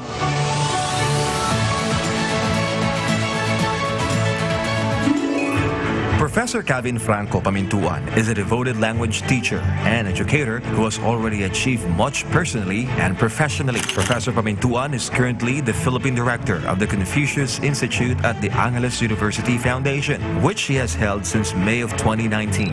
Like anyone else, his career had its humble beginnings when he first worked for the Super Philippines Incorporated as a bilingual practitioner from April to September of 2013. This led to his employment at the Confucius Institute of Angeles University Foundation as a faculty member from 2015 through 2017. This opportunity proved to be an early breakthrough in his career and profession. From a faculty member, Kevin then served as the Institute's admin officer for a year from 2017 to 2018 and later as assistant director from 2018 to 2019 before he was appointed Philippine Director. Born and raised in Angeles, Pampanga, Kevin completed his secondary education at the Holy Angel University. He pursued an undergraduate degree for the Bachelor of Secondary Education in Filipino and Chinese language teaching at the Angeles University Foundation and successfully graduated in 2013 cum laude. Immediately after graduation, Kevin pursued his graduate studies, obtaining his master's in teaching Chinese speakers of other languages in 2015 and a Doctor of Philosophy in Educational Management degree in 2022. As an educator, Kevin has been actively involved in advocacies to promote the Chinese language and the culture of the Philippines in secondary schools. He has been a member of the Philippines-China Friendship Club, or PCFC, and has written and published a number of researches and resource materials. Among these educational resources include Reading Comprehension Strategy, used in Filipino and Chinese among Chinese language teaching scholars of Angeles University Foundation, published in TESOL, Online Journal. The use of WeChat application on CLT scholars' vocabulary acquisition, published in TESOL International Journal. The students' perceptions in Mandarin classes, NRHSK, results 2019. In the Asian ESP Journal, a communicative analysis of language functions in the Chinese as a foreign language textbooks. The Case of Happy Chinese 2020 in the Universal Journal of Education Research, and reducing the impacts of pandemic to the Chinese language education through localization and the International Journal of Language Education. Apart from his full-time career as Philippine Director of the Confucius Institute of Angeles, Pampanga, Kevin has also been engaged in local and international consultancy and advocacy works, mainly as a resource person on teaching Chinese Mandarin as a foreign language, organized by the Department of Education as consultant for the development of special program in foreign language, curriculum guides for grades 7 to 12, as representative to the Joint Conference of Confucius Institute in Southeast Asia, held in Laos in November 2018, and to the 2019 International Chinese Language Education Conference held in Shanghai in 2019. His recent professional engagements include participation as resource speaker to an online forum on how to effectively use SPFL Chinese Mandarin learning modules organized by the Universitas Sebalas Maret Indonesia in 2020, as consultant to the webinar workshops on a special interest program, Principles and Guidelines in November 2020, as resource speaker to the Pillar 4 Systems of the Internationalization Roadmap and a Sino-Foreign Joint Development for Native Chinese Teachers Training in November and December of 2020 respectively, as consultant and resource speaker to the workshops on the development of ADM Prototype Self-Learning Modules or SPFL, an online training workshop on development and supplemental learning materials on SPFL in August of 2021, as consultant to the workshops on the validation of ADM Prototype Self-Learning Modules or SPFL, and the workshops on the finalization of ADM Prototype Self-Learning Modules for SPFL in October and November 2021 respectively. This year, the award for promoting Philippines-China Understanding or APPCU recognizes Kevin Pamintuan for his dedication and advocacies, particularly in teaching and promoting the Chinese language among fellow educators and secondary students, which is deemed relevant in broadening and strengthening cultural exchanges and ties between Philippines and China. Congratulations, Professor Kevin Franco Pamintuan.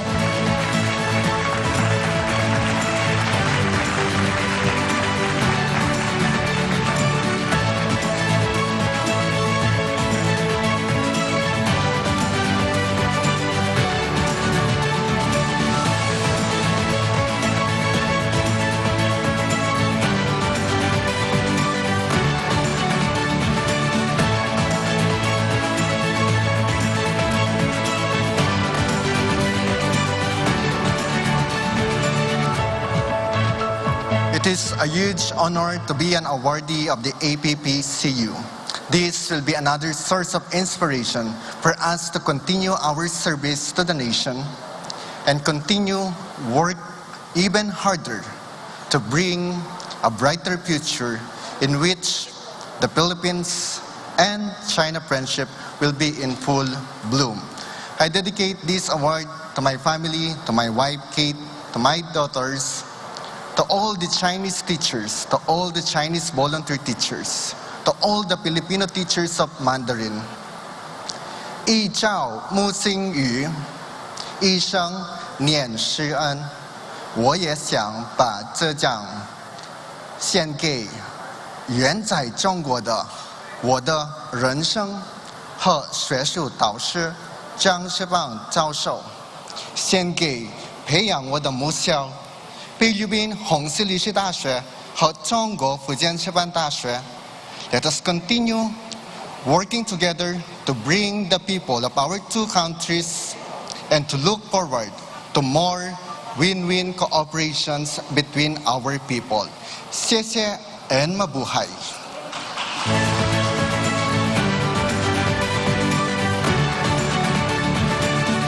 Great job, Professor Kevin Franco Pamintuan. Congratulations. Congratulations to all of our major contribution awardees. Your efforts really made an impact to the deepening friendship between the Philippines and China. And thank you to our special guests who helped us in presenting their awards. Thank you so much. Now at this point, we now recognize the very profound contributions of our next set of awardees. Here are the Outstanding Contribution awardees. May we call on Mr. Jeffrey Nang, an incoming First Lady of the Republic of the Philippines, Attorney Luisa A. Marcos, and Senator Aquilino Martin D. Pimentel III to come up on stage to present the awards.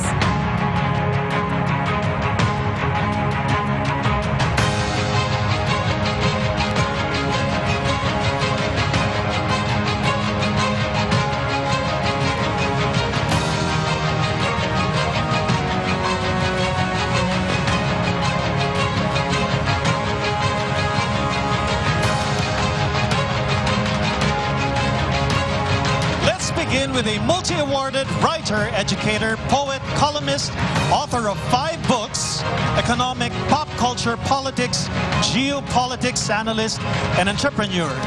He has facilitated a better understanding of the Chinese culture and the Chinese community in the Philippines through his writings and through his many social, civic, and cultural activities. Congratulations to a dear friend, Wilson Lee Flores.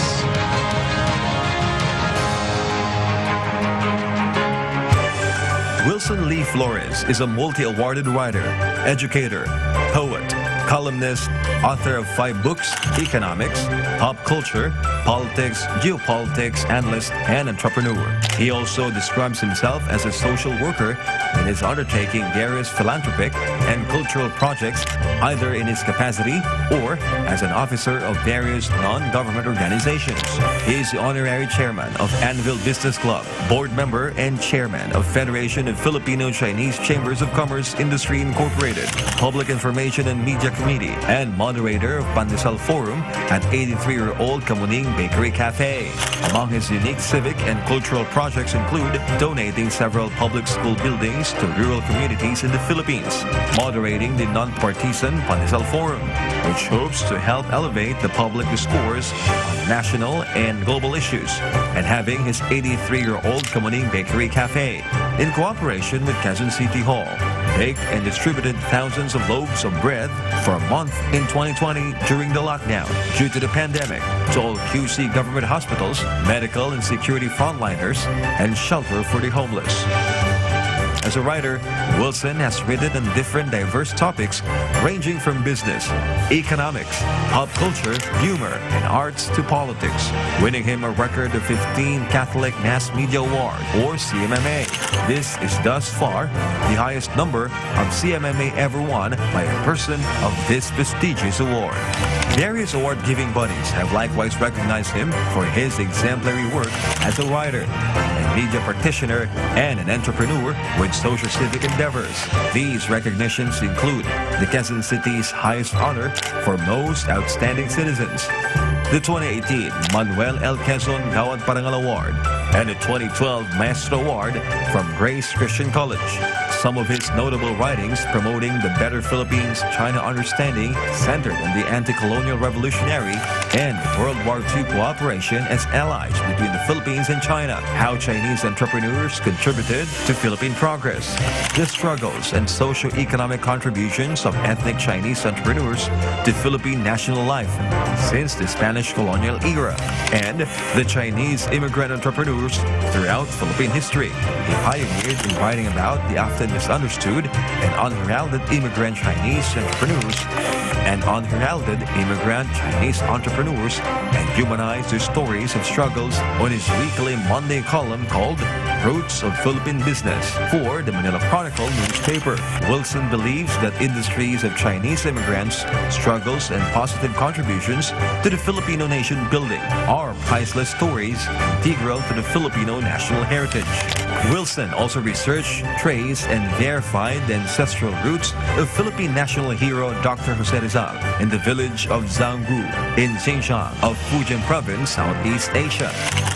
In his articles, he proposed the installation of a Rizal monument in Fujian, which was eventually realized with the world's largest Rizal monument of 18.61 meters in height and even a huge Rizal Park. Both are now symbols of the ancient bond of friendship between the Philippines and China. This year, the awards for promoting Philippines-China Understanding, or APPCU, recognizes Wilson Lee Flores as one of these worthy recipients for his efforts and contributions to facilitating a better understanding of the Chinese culture and the Chinese community in the Philippines through his writings as well as through his many socio-civic and cultural initiatives. As a media practitioner, Wilson has done much not only to promote Chinese culture, but also open up avenues for Filipino to appreciate better the ethnic Chinese community and their positive role in the development, nation building, and sustained cooperation between the Philippines and China. Ladies and gentlemen, our awardee, a dear friend and colleague, Wilson Lee Flores.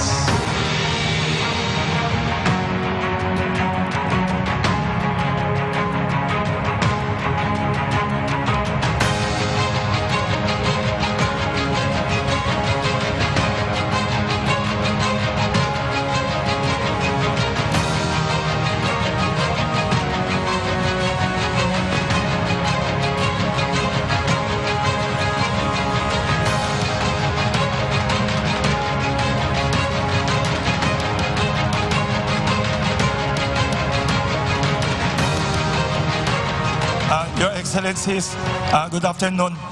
Ambassador, you are very fortunate today. You are seated beside two landslide election winners in Philippine history.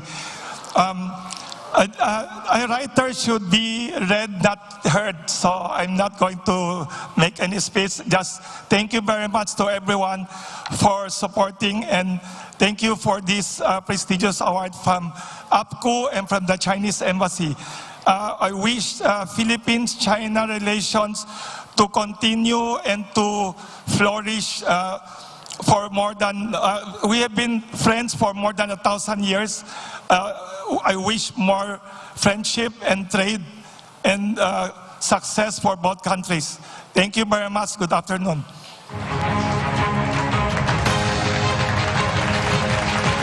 Congratulations once again, Mr. Wilson Lee Flores. Our next awardee is the voice behind the popular Backbencher, a regular contributor of the China Daily Global Edition and the Global Times.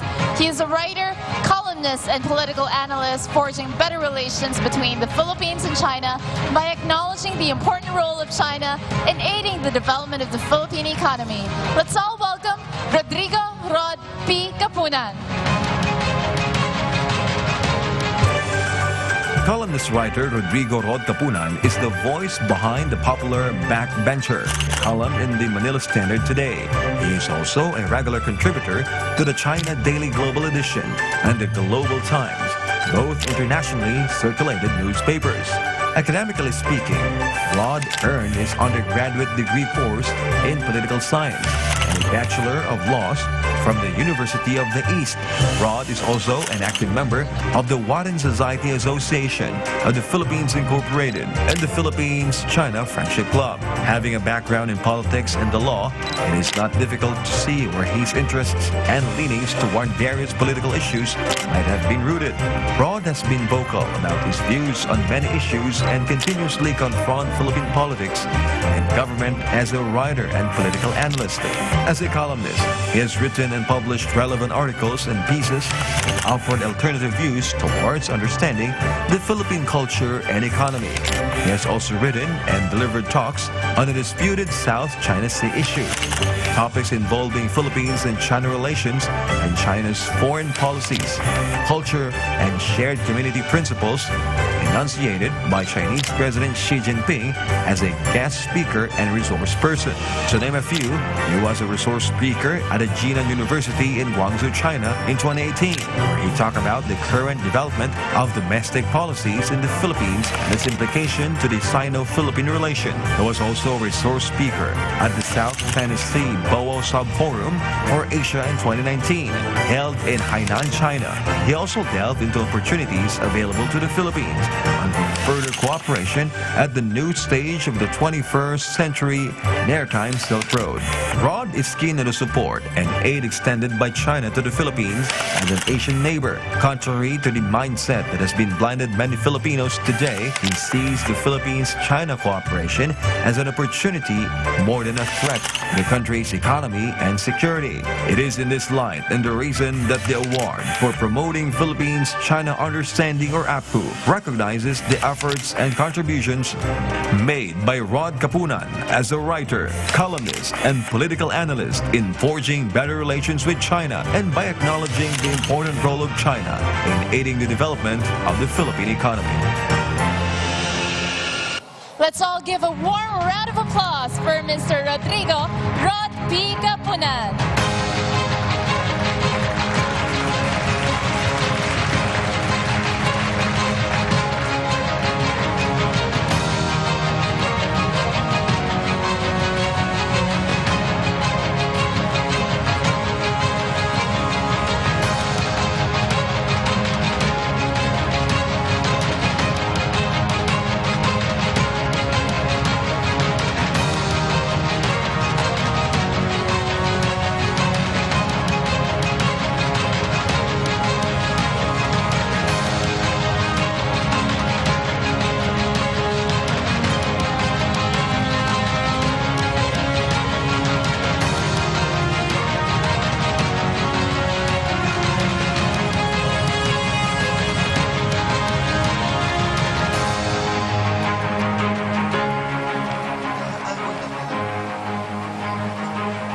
Allow me to thank you for giving me this award. Ito, this is not expected, pero masaya ako dahil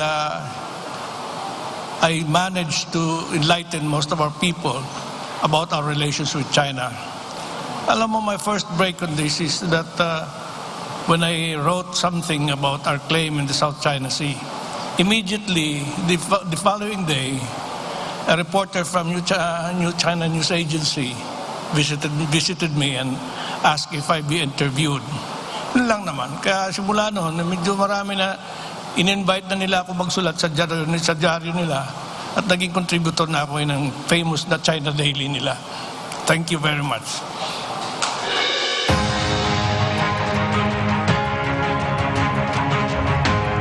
Congratulations, Mr. Rodrigo Rod P. Kapunan. Thank you as well, Senator Aquilino, Martin D. Pimentel III, for helping us present the award. And to present the award for our next awardees, may we request for Mr. Jeffrey Nang and Attorney Luisa A. Marcos to stay. For our third awardee, she is born to nobility as the daughter of Jamlul Kiram III and a descendant of the Sultan of Sulu, Paduka Batara. She is one of the delegates to the 600th year of Sulu-China Friendship Celebration in Guangxi, China. She has been instrumental in bringing to the fore evidence of ancient ties between China and the people of Mindanao, particularly the Sultanate of Sulu. Congratulations, Princess Jaisal H. Kiram of the Sultanate of Sulu. As her title implies, Princess Jaisal Kiram of the Sultanate of Sulu is born to nobility as a daughter of Jamalul Kiram III and a descendant of the Sultan of Sulu, Paduka Batara. Her innate interest in her ancient roots led her to what seems to be lifelong advocacy that she now pursues not only as an individual but as a leader and representative of her people.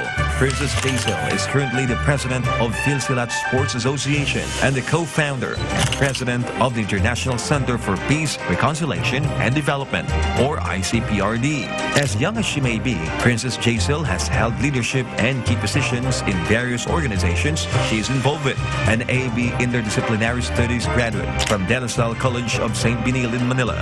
She has already obtained several distinctions over the years for her active engagements and participation in important missions and events, such as one of the delegates to the 600th year of Sulu-China Friendship Celebration in Guangxi as head of the Philippine delegation to the 19th World Festival of Youth and Students held in Sochi, Russia in 2017, to name a few. In her pursuits of retracting her roots, Princess Jaisal has been instrumental in bringing to the fore pieces of evidence of ancient ties between China and the people of Mindanao, particularly the Sultanate of Sulu, that goes beyond trading, but also of alliance and cultural assimilation. Her commitment to the furtherance of the legacy of her ancestors has not only led to an increased awareness of Philippines-China historical ties among her people, but such efforts greatly facilitated the promotion of more people-to-people interactions between the two countries by way of skills, knowledge, and human resource exchanges. She hopes not only for the Philippine government to find means of supporting efforts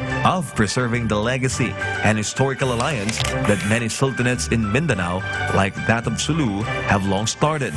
For her, history is not only there to render evidence of long-standing amity with China, but also to lay the basis and grounding for our own identity, both as Filipinos and as Asians. This year, the awards for the promotion of Philippines-China understanding recognize Princess Jaisal Kiram for her efforts and initiatives in facilitating the strengthening of friendship between the Philippines and China, and for her vocal expression of amity and gratitude, especially concerning the preservation of the history and legacy of her ancestor, the Sultan of Sulu. Let's welcome on stage Princess Jaisal H. Kiram of the Sultanate of Sulu.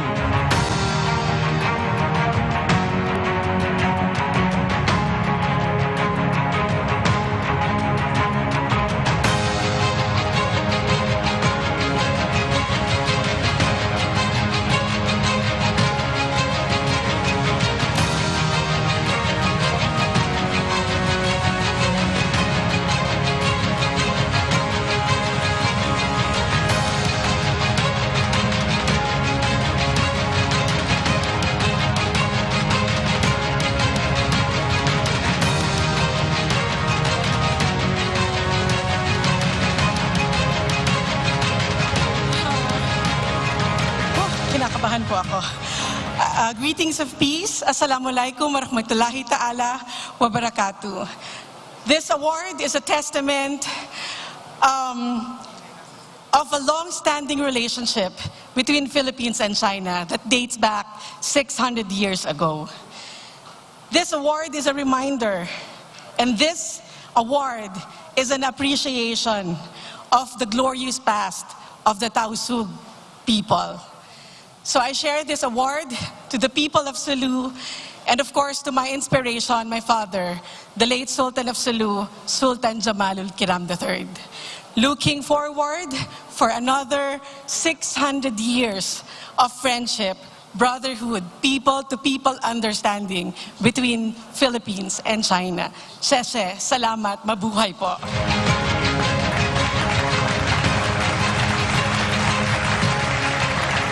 Congratulations, Princess Jaisal H. Kiram of the Sultanate of Sulu.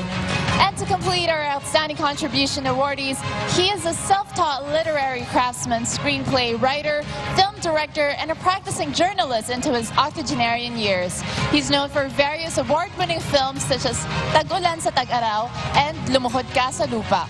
Of the more than 100 articles he has written in his column that deals with China, 50 have already been published in an anthology entitled China, the Way, the Truth, and the Life. The book evidently is the main credentials for his nomination to this year's award for promoting Philippines-China understanding. So we congratulate Mr. Mauro Giasamonte. Mauro Giasamonte is not only a Manila Times columnist and book author, but a self-taught literary craftsman, screenplay writer, film director, and a practicing journalist on his octogenarian years. Of more than 100 articles that he has written in his column that deal with China, 50 have already been published in an anthology titled China, the Way, the Truth, and the Life. The book is the foremost credential for Samonte's nomination to this year's APPCU Awards. It is just one of the things that he has intended to do to help better Philippines-China understanding. One of his aspirations as a movie maker is the filmization of Laurel, a screenplay by which he intends to strengthen out the many distortions of the real history of the Second World War in the Philippines. Laurel exposes the entire breadth and width of American atrocities in the Philippines, from the time of its colonization of the country in the 1890s to the so-called liberation of Manila in 1945, in which the actual bombing by MacArthur was what reduced the city to rubble, killing 200,000 100,000 civilians and turning Manila into the second most ravaged city in World War II, next only to Warsaw, Poland. His firm belief is that xenophobia among Filipinos is caused less by their actual anti-Chinese sentiments than by continuing cultural enslavement by Americans. Filipinos' easy to believe false American yarns against China to destroy American credibility is key to curing Filipino ill will toward China. At 81, Samonte cannot but feel he's running out of time to do the film. But with China, hope springs eternal. Let us all welcome Mauro Gia Samonte.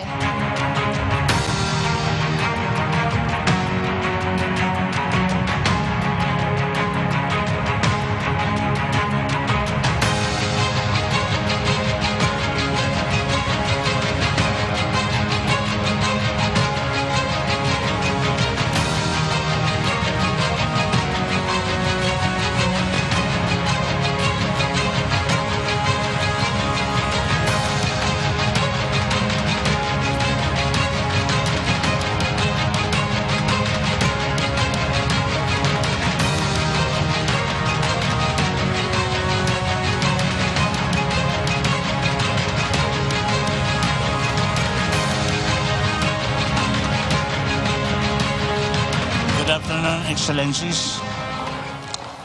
President-elect Bongbong Marcos, Ambassador Wang Chilian, Chairman Raul Lambino. Allow me a little candor on this occasion. Being given at a time that I'm into the fading years of my life, this award can only remind me that I'm already 81 years old. And if I go the way of my father, who died at 85, that gives me 4 years more only to finish the many things that I have planned to do to help promote Philippines-China understanding.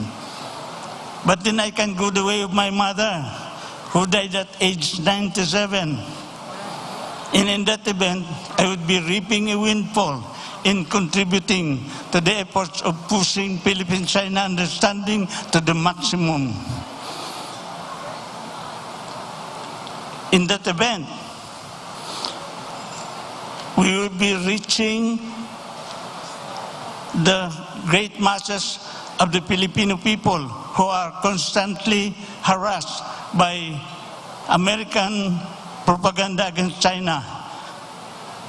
We can go down to the farmers, the workers, down to the lowliest squatters, they call, to bring China's benefits and friendship.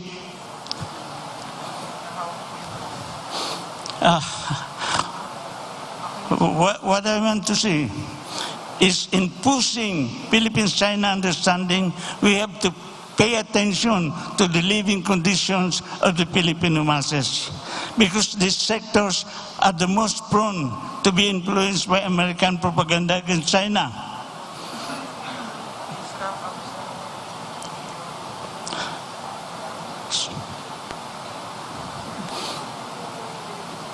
I'm sorry.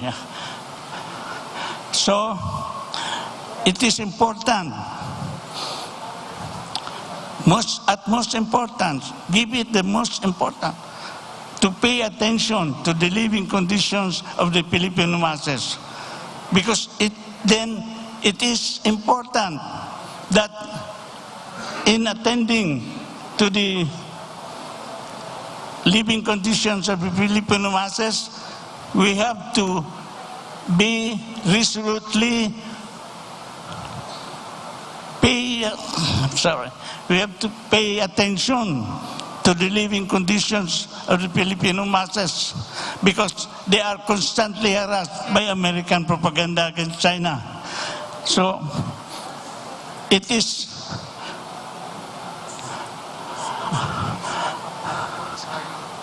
come again. Please wrap up. Yeah, okay.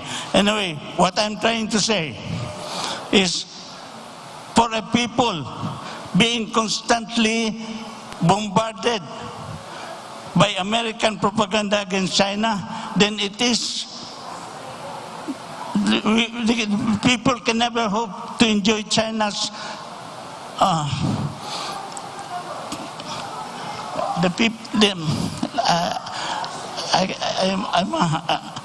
I'm at a loss. Anyway, I'm sorry. What I mean, for a people constantly bombarded with American propaganda against China, then they can never hope to enjoy the nutrients Thank you so of China much. truth. Thank you so much, Mr.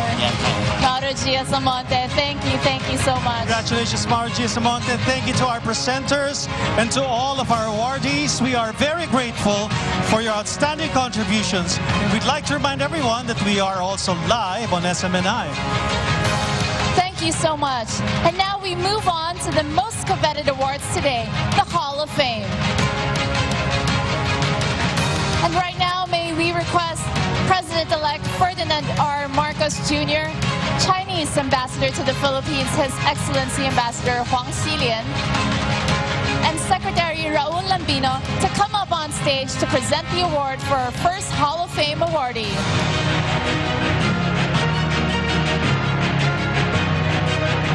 First of all, for our first Hall of Fame awardee, he promotes amity and harmonious channels for trade and cultural exchanges between the Philippines and China. He is also the founding chairman of the Benedicta College Incorporated and chairman of the FLB Prime Holdings, a renowned and esteemed public figure in the Philippines who started his consular mission around the mid-80s. Hats off to you, His Excellency Ambassador Francisco Benedicto.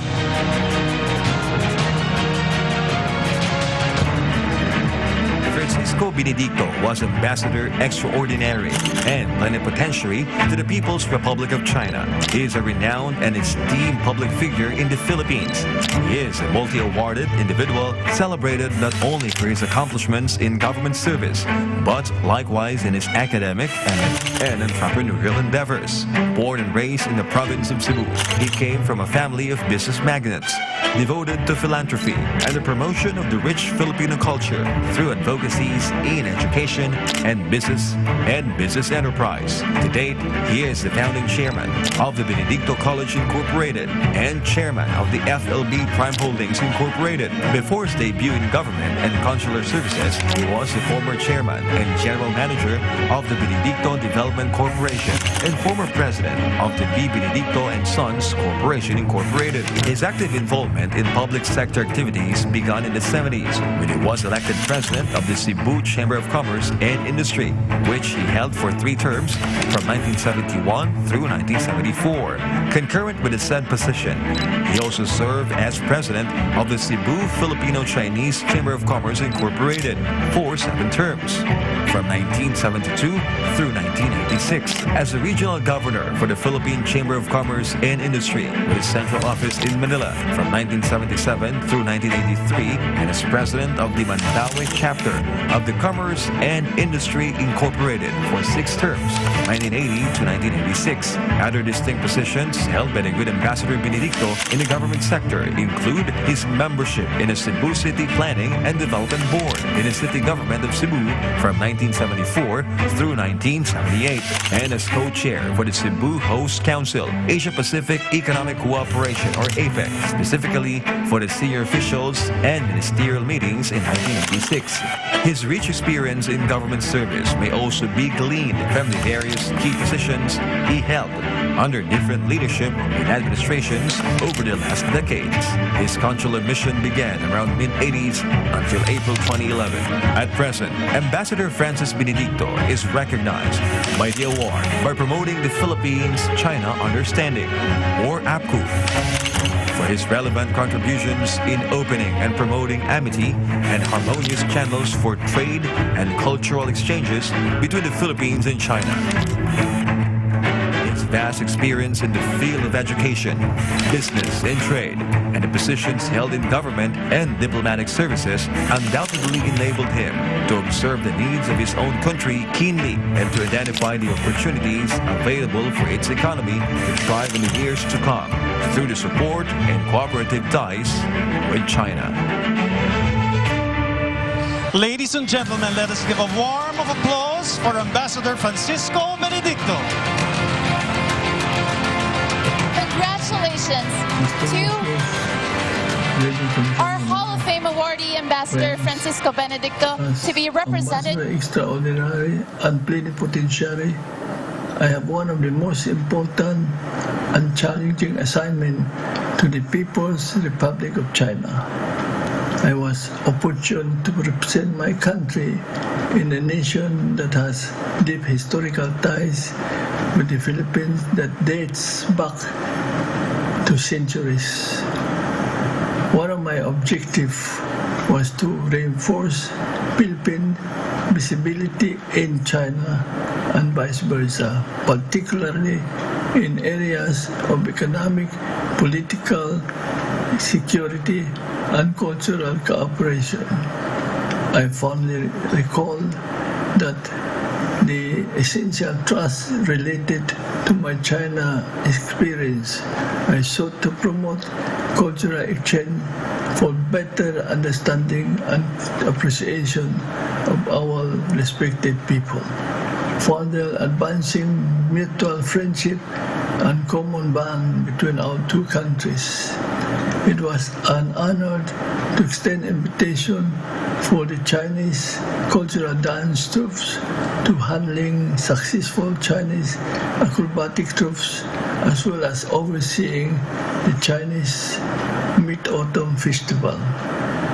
I deeply appreciate for the honor to be part of the Hall of Fame Award.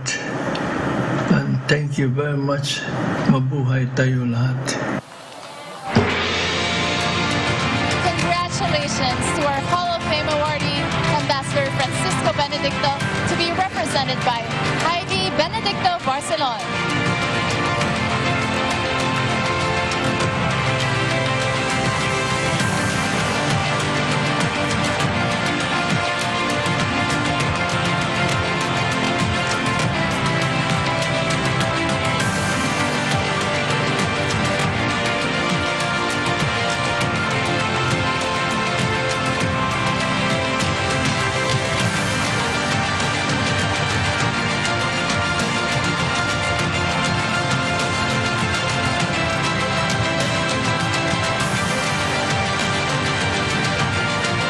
And here's our second Hall of Fame awardee.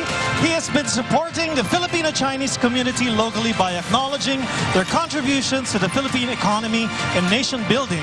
He has also been vocal in expressing his support and cooperation with China as a regional partner in Asia and the ASEAN member countries. He is an actor turned businessman and the 13th President of the Republic of the Philippines. Congratulations, former Philippine President Joseph Ejercito Estrada. Actor turned businessman and politician Joseph Ejercito Estrada was the 13th President of the Republic of the Philippines. As an actor, he had made a name for himself in the movie industry by being among the most loved actors during his time, aside from winning several famous Best Actor awards for movies. Beyond the film industry, President Erap was also recognized by various award-giving bodies for his exemplary works as a politician and civil servant. His engagement in politics began when he was first elected as San Juan's mayor in 1969, a position in which he served the longest in his entire political career, from 1969 to 1986. Following his career as local chief executive of the city government of San Juan, he then ran for a seat in the Senate and became a senator from 1987 to 1992. After serving one full term in the Senate, he ran for higher office and was elected as vice president in 1992, which he held through 1998. President Erap is still reckoned as one of the most loved presidents of the Philippines, owing not only to his innate charisma, but perhaps to being identified as a hero of the masses, owed mainly to the roles he portrayed in films over the years. As a politician, he has proven himself worthy of respect and esteem for being diligent in his tasks and campaigns against crime, an effort recognized by leaderships of neighboring and Western countries Philippines alike. Countries like China and Russia perhaps admire his openness to building friendly relations that go beyond politics and ideology. The awards for promoting Philippines-China Understanding, or APPCU, recognizes former Philippine President Joseph Erap Estrada for his continuous efforts in supporting the Filipino-Chinese community locally by acknowledging their value contributions to the Philippine economy and nation building. Furthermore, APPCU likewise recognizes the former president's vocal expression of support and cooperation with China as a regional partner in Asia and the ASEAN member countries. Let's all give a big hand for former Philippine President Joseph Estrada. On behalf of former President Joseph Estrada, we'd like to invite Mr. Paul Gutierrez and Herman Laurel to come up on stage.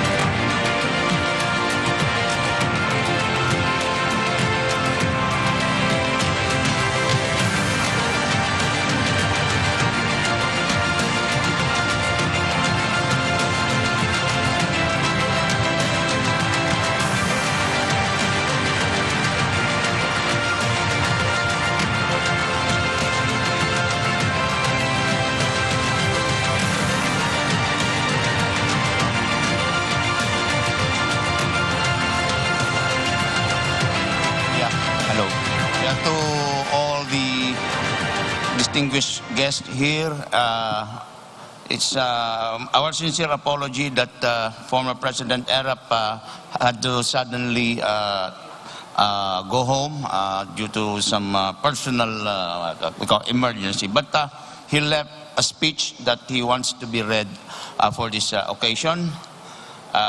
Greetings to President-elect Bongbong Marcos, Jr., First Lady Lisa Araneta Marcos, His Excellency Ambassador Huang Zilian, sa iba pang mga natatanging mga bisita at kasama natin ngayon, magandang araw sa ating lahat.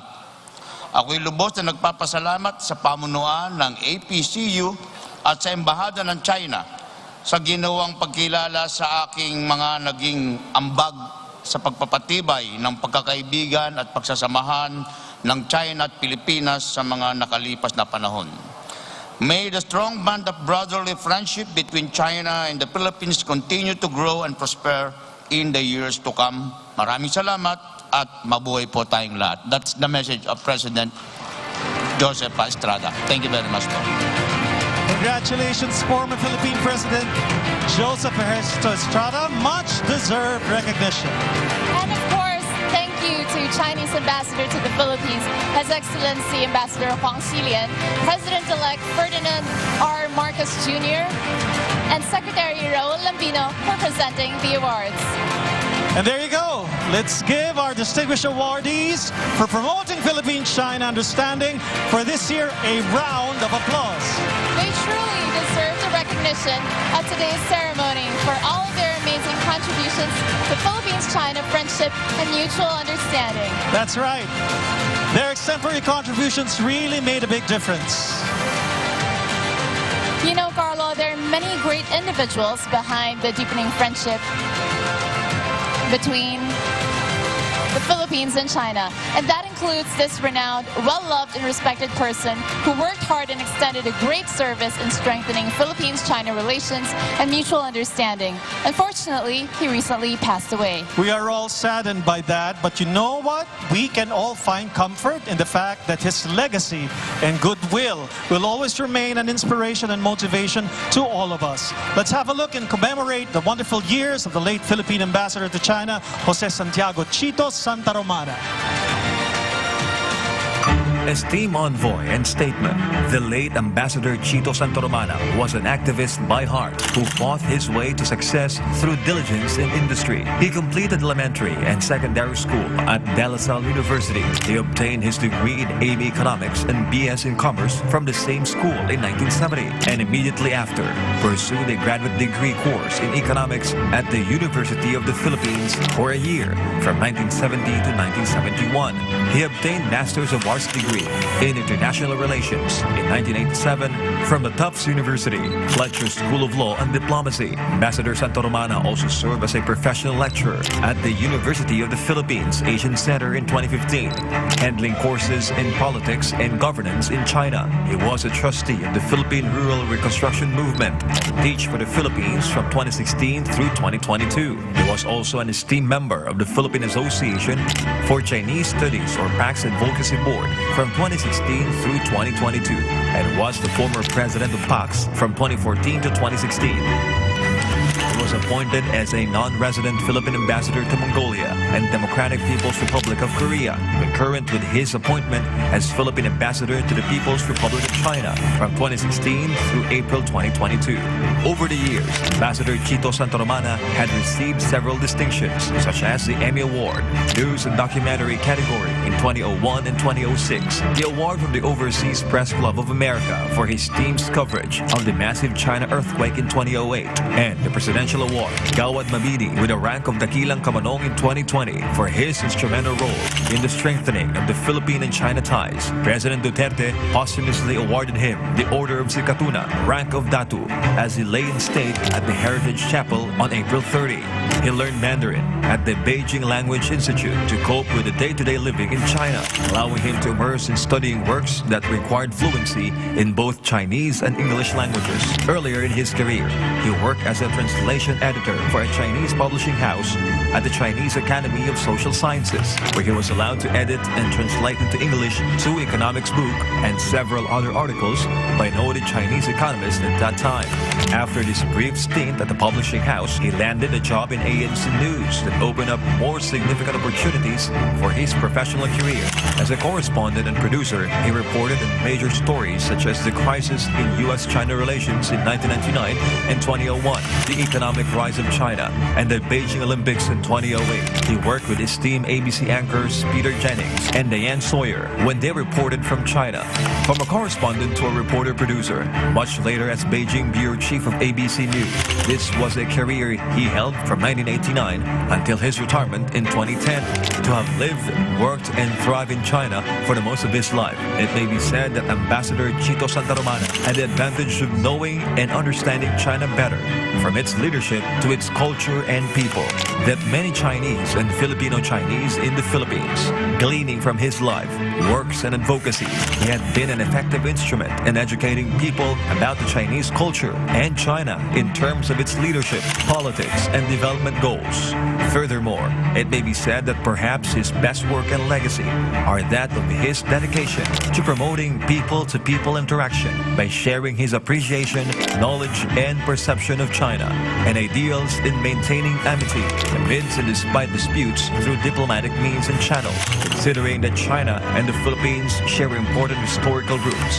This year, the award for promoting Philippines-China understanding, or APPCU, recognizes all these efforts and relevant contributions by the late Ambassador Chito Santoromana, and for being instrumental in maintaining a healthy friendship and cooperative relations between China and the Philippines. As we honor the exceptional contributions of the late Philippine ambassador to China, Jose Santiago Chito Santoromana, we're fortunate to have his family to receive the 2022 Award for Promoting Philippines-China Understanding Special Award, Gawad Sultan Paduka Pahala. May we request President-elect Ferdinand R. Marcos Jr., Chinese Ambassador to the Philippines, His Excellency Ambassador Huang Xilian, and APPCU Chairman Secretary Raul Lambino to join us on stage to present the Gawad Sultan Paduka Pahala Award to the family of the late Philippine Ambassador to China, Jose Santiago Chito Santoromana. We would also like to call on stage the family of the late Ambassador Chito Santoromana, Ms. Neni Santoromana Cruz, and Mr. Chris Santoromana to receive the award on his behalf.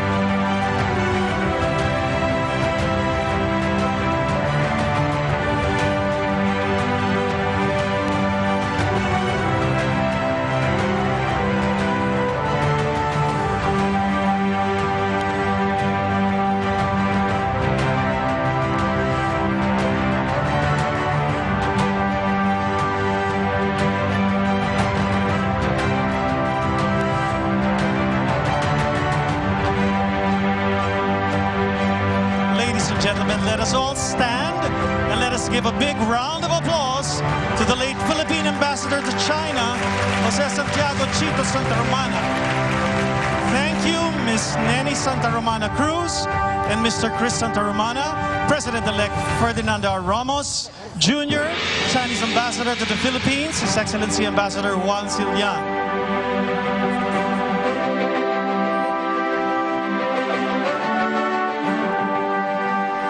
Good afternoon to everyone here today. Our family has given me the privilege of delivering the family response this afternoon. My name is Chris, and I'm the younger son of the recipient of this special award, my dad, the late Ambassador Chito Santa Romana. I have one elder brother, and his name is Norman. Norman works in Shanghai, while I am working here in BGC. Our family is deeply touched and honored by the gesture of the granting of this special award, the Gawad Sultan Paduka Pahala, by this award-giving body, the Award for Promoting Philippines-China Understanding, or APPCU, APPCU. We wish to express our sincere gratitude to the two organizations that are leading this award-giving body, namely the Association for Philippines-China Understanding, or APPCU, and the Embassy of the People's Republic of China in Manila. I would now like to share with you the words of my dad in what nobody knew at the time would turn out to be the last interview with him. This was his answer to the interview question, what was he most proud of, and how would he like to be remembered? I quote, "Looking back, it was a rare privilege to serve as the Philippine ambassador to China and contribute to the turnaround and significant improvement in our bilateral relations. There have been numerous milestones and achievements during the course of my diplomatic assignment. But if there is one thing I am proud of, it is this: to have played a frontline role in building a bridge of friendship and cooperation between the Filipino and Chinese people that transcended any differences and contributed to regional stability and prosperity. For after all, what is diplomacy for, if not to serve the people and promote the country's interests?" In closing then, I would like to express the Gawad Sultan Paduka Pahala to honor the memory of my dad.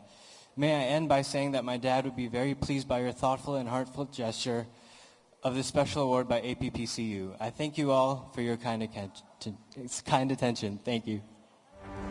Thank you so much. At this point, ladies and gentlemen, may we call on all the awardees this evening to please come up on stage for a photo op. Everybody that's been awarded tonight, we invite you all up here on stage for one last photo op before we continue. We wish for our presenters to remain on stage. Both 2021 and 2022 awardees, please.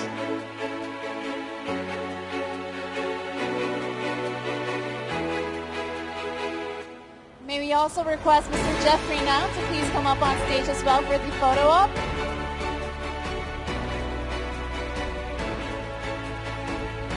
As well as all the presenters, I believe you are all invited to be on stage. All the presenters.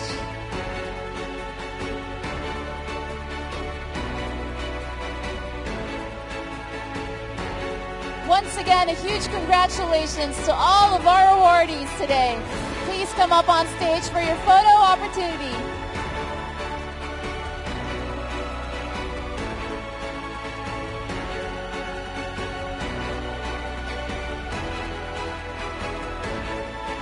May we also request Attorney Lisa Marcos to come up on stage for her photo op. Thank you.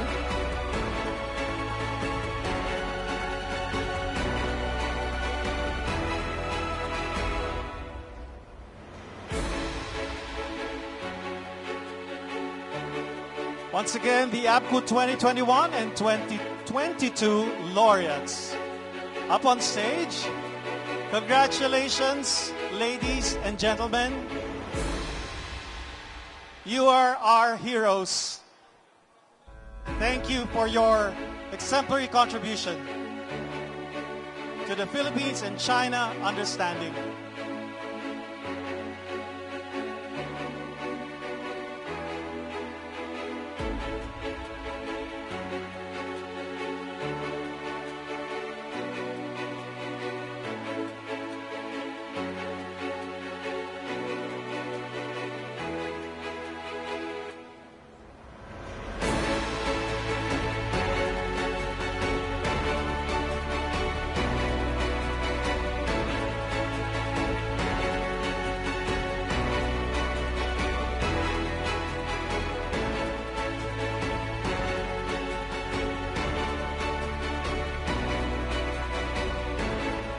There you have it, ladies and gentlemen. A round of applause for the APPCU 2021 and 2022 laureates, our awardees for this evening.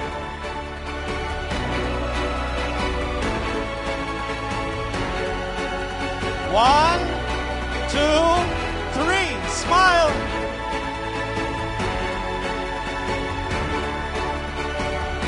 Once more. Ready? One, two, three.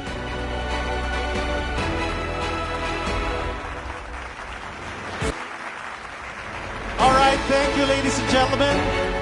Thank you so much, and once again, congratulations to all of the awardees.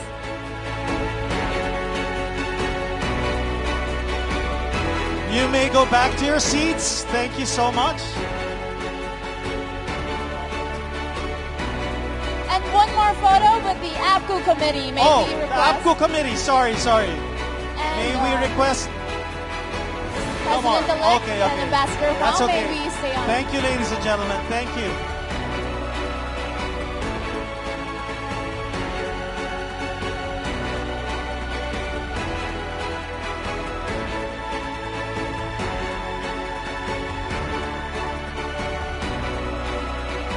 We still have a long evening tonight, Luella.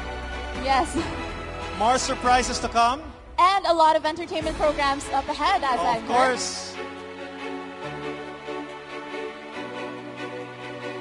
May we request the APPCU organizing committee to please come up on stage so we can have our photo opportunity. And the embassy staff as well.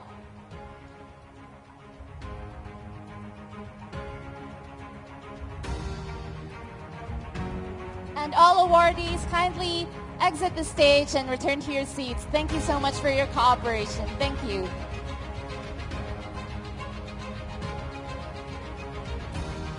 Thank you so much to all the awardees, and once again, congratulations. All right, may we request the APPCU organizing committee and embassy staff to please come up on stage for this photo opportunity.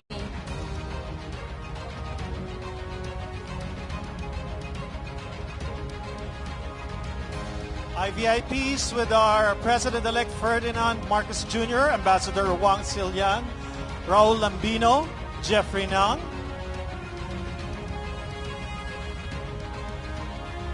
Attorney Liza Marcos,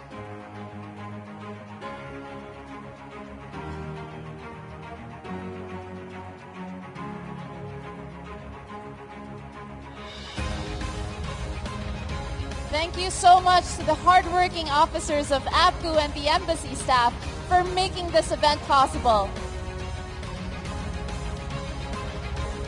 All right, let us all pose for our photo.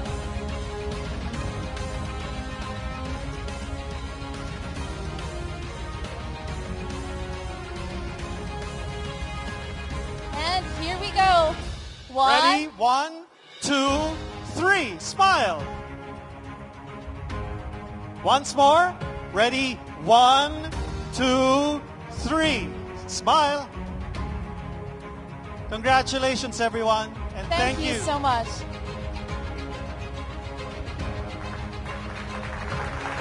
Thank you very much, everybody. From an inspiring pillar of strength, commitment, and passion, we move on to the recognition of the people who exemplify the same qualities.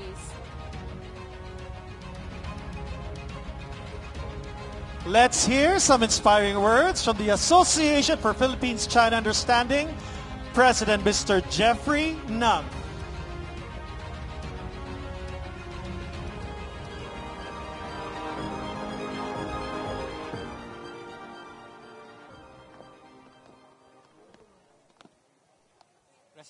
President-elect,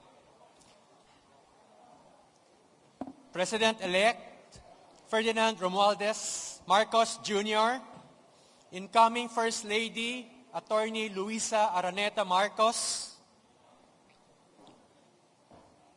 former President Joseph Ejercito Estrada, His Excellency Ambassador Huang Silian, Senator Aquilino Pimentel III and wife Katrina, APPCU Chairman, Secretary Raul Lambino, incoming National Security Advisor, Dr. Clarita Carlos, incoming Presidential Communications Operations Office, Secretary Attorney Rose Beatriz Cruz Angeles, Congressman Harry Angping, fellow officers and members of the Association for Philippines-China Understanding, or APPCU, honored officials from the Embassy of the People's Republic of China in the Philippines, to our first and second batch of APPCU laureates, distinguished guests, and friends, ladies and gentlemen, a pleasant evening to all. Former President Ferdinand Marcos Sr., former First Lady Imelda Romualdez Marcos, and the First Family went to China in 1975 to establish diplomatic ties when it was unpopular. Ambassador Chito Santa Romana was among the first to visit China in 1971 when it was unsafe. Former President Gloria Macapagal Arroyo and the original members and founders of APPCU visited China in 1977 when it was still risky. They all chose to go to China not because it was easy and convenient, but because it was hard and challenging at the height of the Cold War. And because they did this for the love of the country and to develop Philippine-China relations and understanding. Indeed, in the past half a century, they have been proven correct and prescient about engaging with China. The development of China has been unprecedented in human history. 1 billion Chinese have risen from poverty. China may soon become the largest economy in the world. China has become the Philippines' largest trading partner and the country's second largest source of foreign investment. We have territorial disputes with China. Yes, they are serious, but it is not the be-all and end-all of our relationship with China. Our relations with China should not be centered on the West Philippine Sea, but instead, it should be multifaceted, with an economic phase, a political phase, a cultural phase, a health phase, an education phase, and a Filipino people to Chinese people phase. This is where APPCU comes in.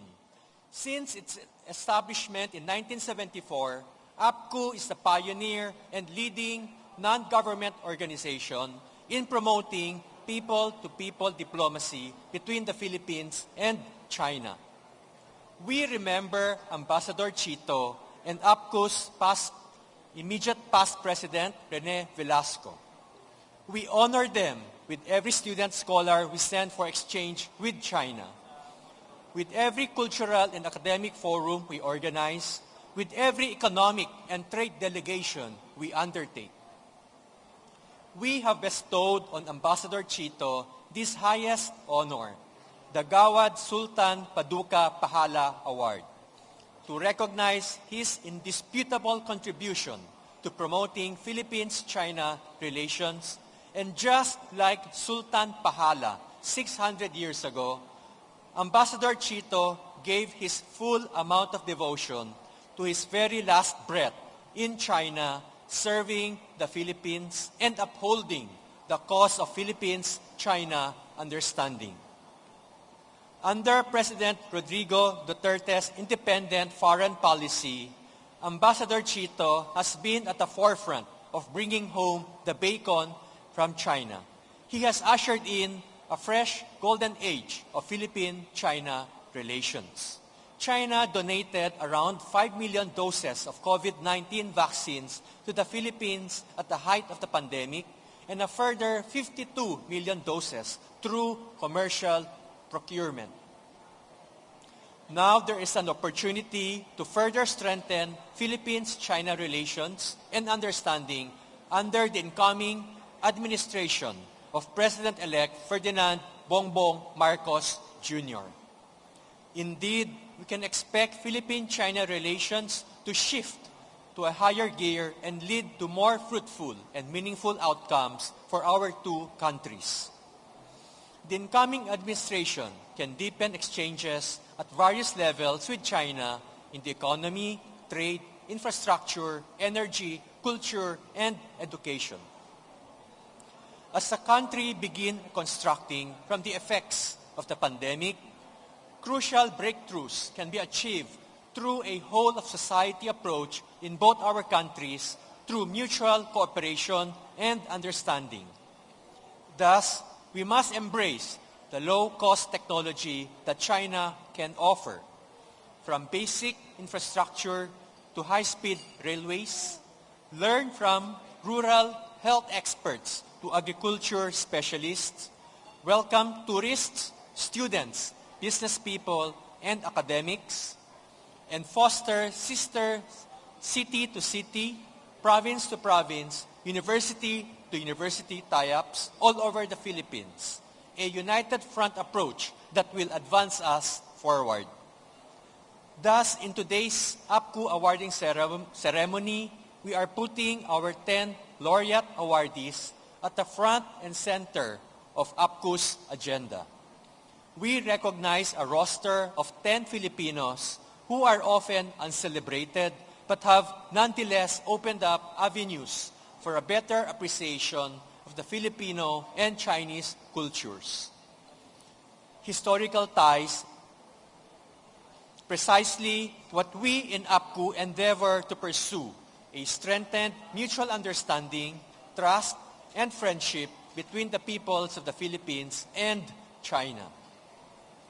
May we all be inspired by Ambassador Chito and our 10 APPCU laureates today, and may we strive to emulate their footsteps in our own simple and unique ways. With this imprinted in our minds and courage in our hearts, I now close today's ceremony. Mabuhay ang ating 10 awardees. Mabuhay tayong lahat. Maraming salamat po sa inyong lahat. Thank you so much for that heartfelt speech, Mr. Jeffrey Nam. We are live on SMNI. And there you have it.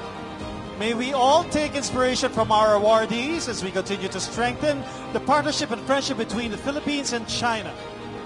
And we are definitely sure that this relationship will continue to flourish and prosper for many years to come.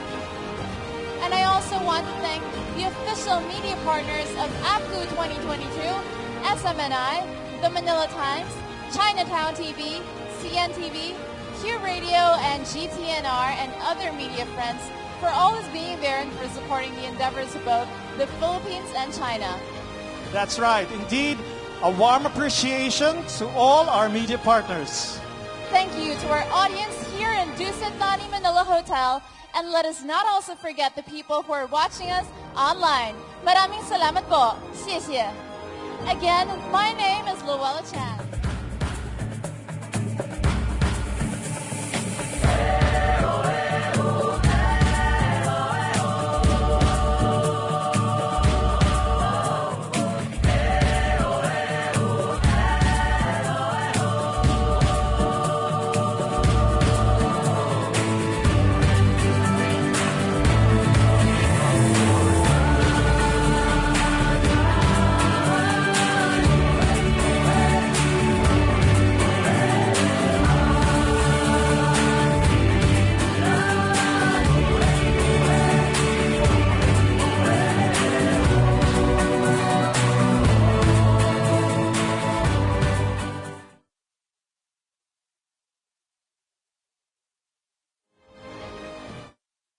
Inform everyone here in Mayuri Hall that dinner is now served.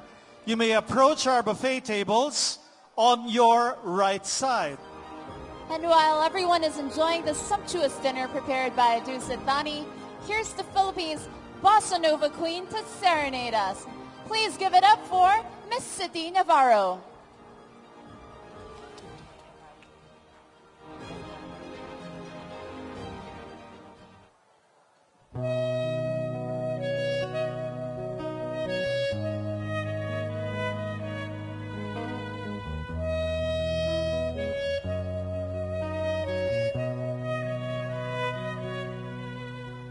hiding from the rain and snow, looking to forget, but I won't let go.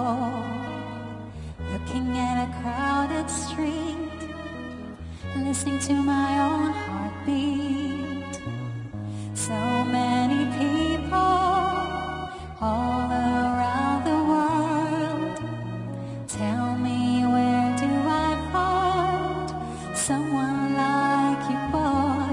像在山的天有一些了解，说过的话不可能会实现，就像一串烟发现你的脸，一直陌生不会再像从前。我的手机开始搜寻，能够让我发多晚一天，能够连隐藏的遗憾都那么的明显。Take me to your heart, take me to your soul, give me your hand and hold me, show me what love is, be my guiding star. It's easy, take me to your heart.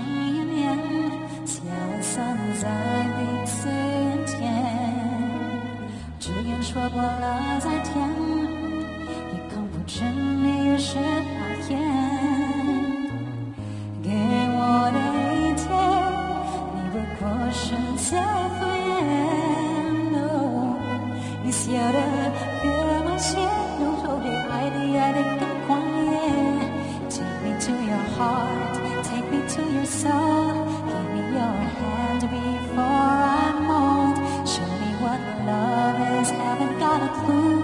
Show me that wonders can be true.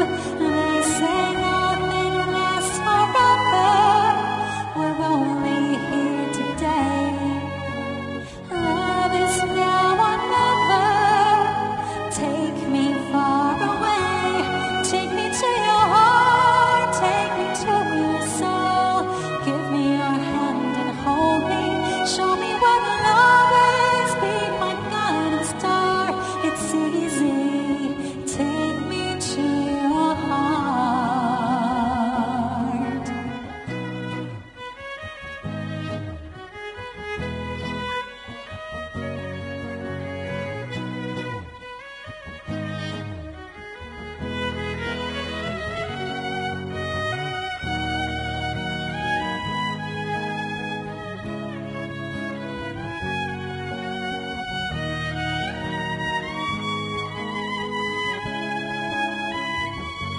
Take me to your heart, take me to your soul, give me your hand and hold me. Show me what love is, be my guiding star. It's easy, take me to your heart. Take me to your heart.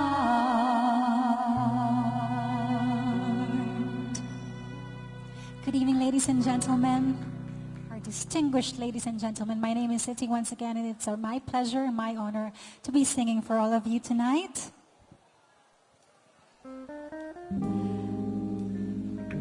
I am so happy to have sung my first Chinese song my entire singing career. I hope I passed.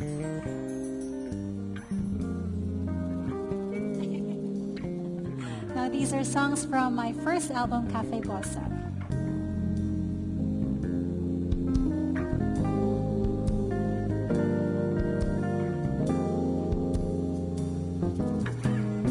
Maybe you'll soon forget about all.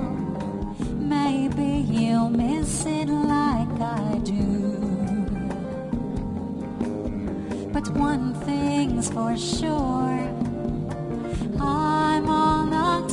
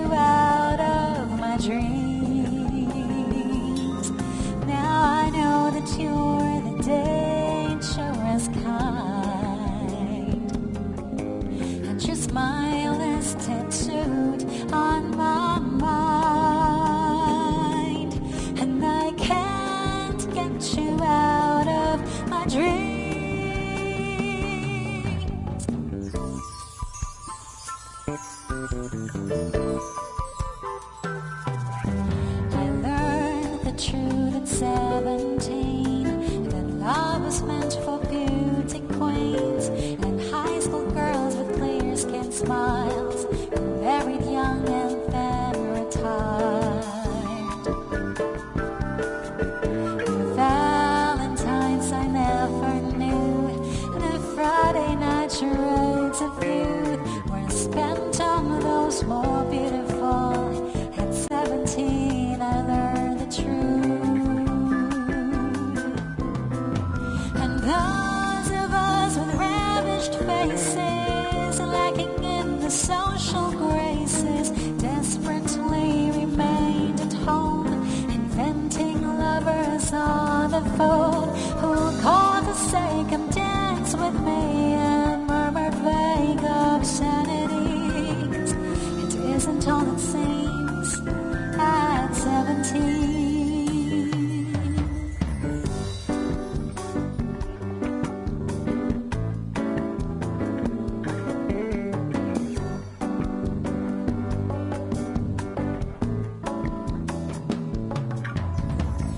I was alone thinking I was just fine. I wasn't looking for anyone to be mine. Thought the love was just a fabrication. I traded wood and stop at my station. Home alone, that was my consignment. Solitary confinement. So when we met, I was getting around you. I didn't know I was looking for love until I found you. Didn't know I was looking for love until I found you, baby. I didn't know I was looking for love until I found you, honey. I didn't know I was looking for love. I didn't know I was looking for love. 'Cause there I stood and I would, oh I wanted, couldn't say what I felt and not be misunderstood. 1,000 stars came into my system. I never knew how much I had missed them. Slap on the map of my heart. You landed, I was coy, but you made me candid. And now the planets circle around you. I didn't know I was looking for love until I found you. I didn't know I was looking for love until I found you, baby. I didn't know I was looking for love until I found you, honey. I didn't know I was looking for love. I didn't know I was looking for love.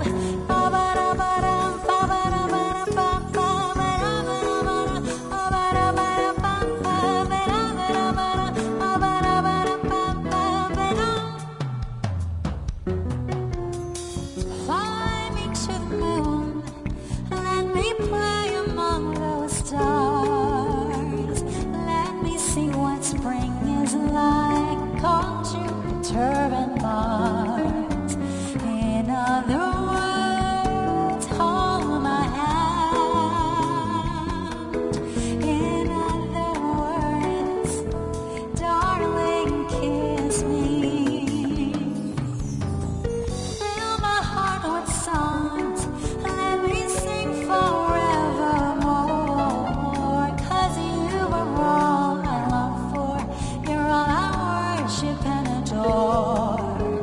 In other words, please be true. In other words, I love you.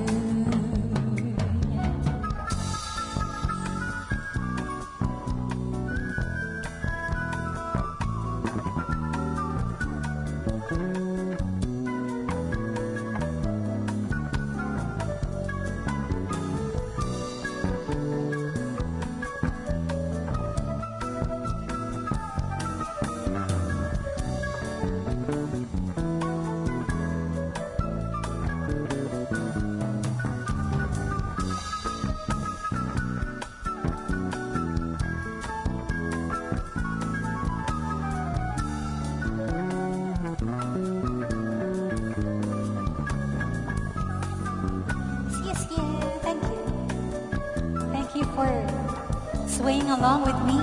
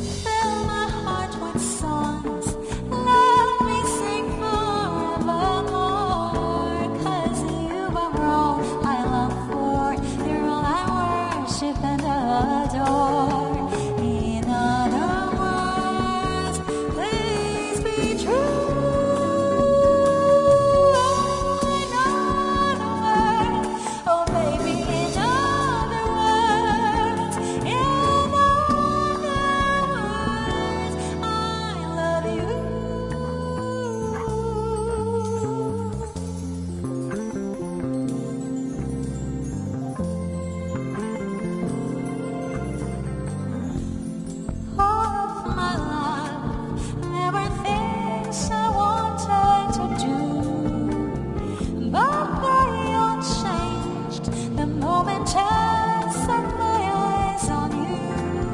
The magnetism that attracted me to you. There's something inside I just can't explain, but now I know what I must do. Hey, look at the sun, it's finally shining on my life. It's shining on my life, and it's all because of you. It's finally shining on my life, all in for you.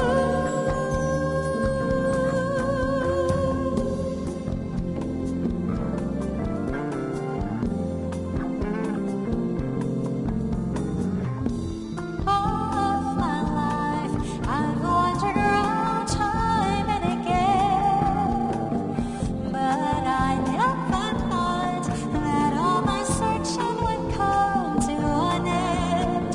And then you came along, and the world of love began. So now I'm gonna change my ways. You're all I want, you're all I need.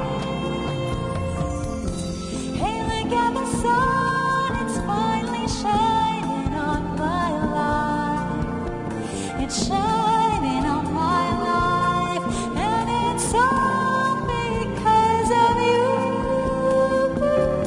It's finally shining on my life, all in for you.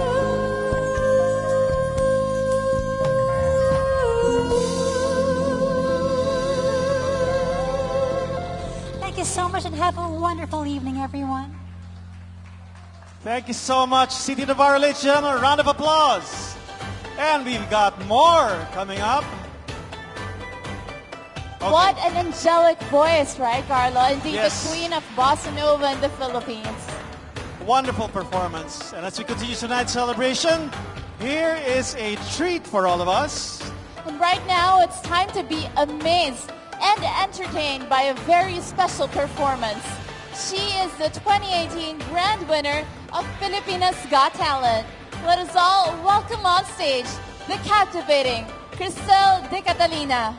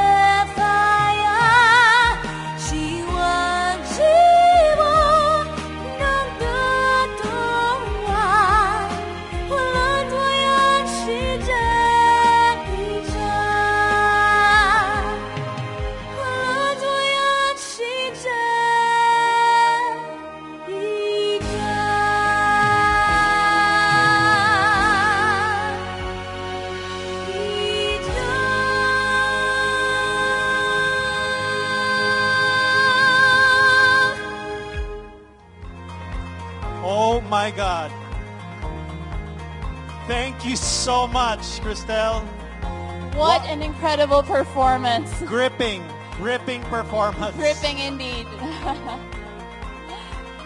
Thank you so much for sharing your talent with us today, Cristel de Catalina. Once again, Filipinas let's all... Got Talent Champion 2018, ladies and gentlemen.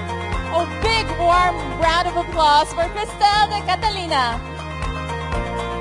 And for our next performance, please welcome the Filipino-Chinese Theater Dance Company with the long teapot performer, Master Chen Qian, as they share a spare of Filipino-Chinese cultural dance special composition. Let's all give them a big, warm round of applause.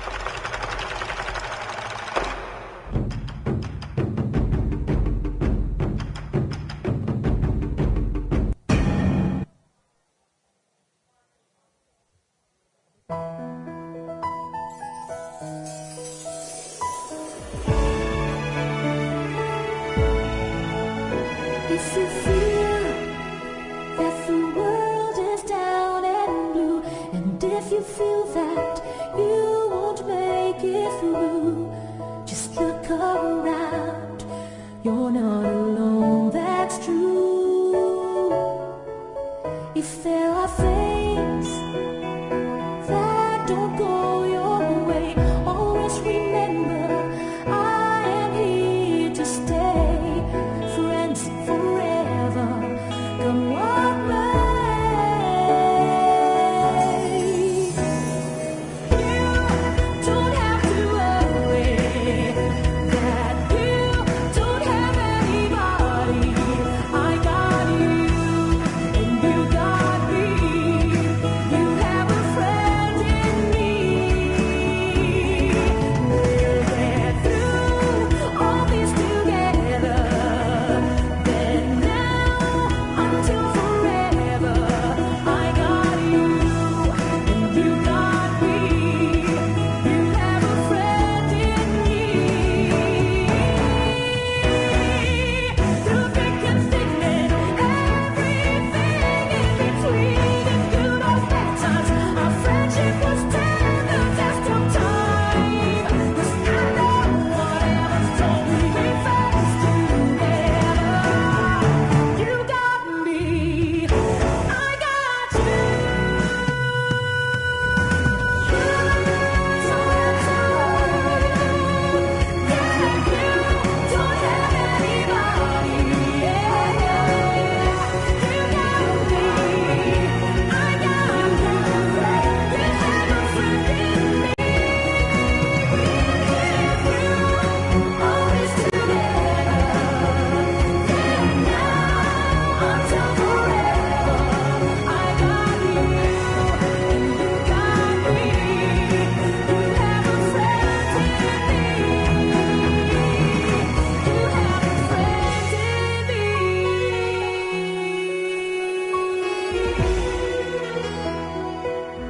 You have a friend in me.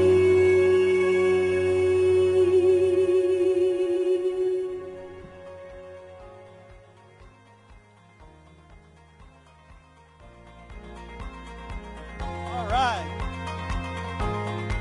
Wonderful performance. Thank you so much. And we still have one more treat for everyone. To sing your favorite love songs, here's the multi-awarded Filipino-Chinese singer, songwriter, and the Philippines big band crooner. Let us all welcome none other than Mr. Richard Poon.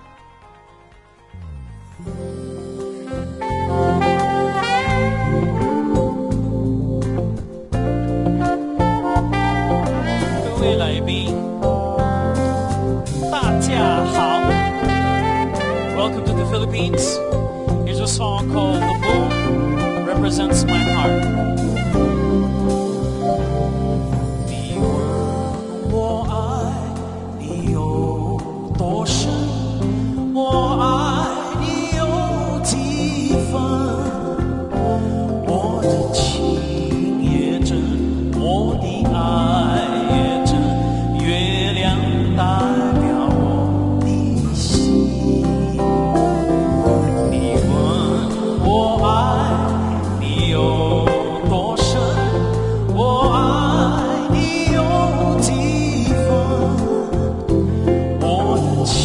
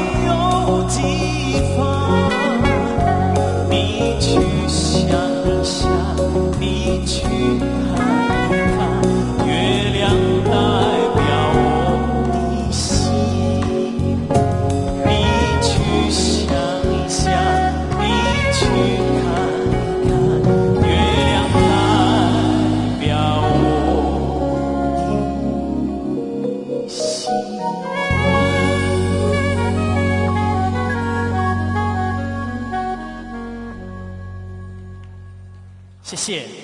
Thank you very much. That song is called The Moon, represents my heart. Now we turn to an English song. Here's a classic from Louis Armstrong.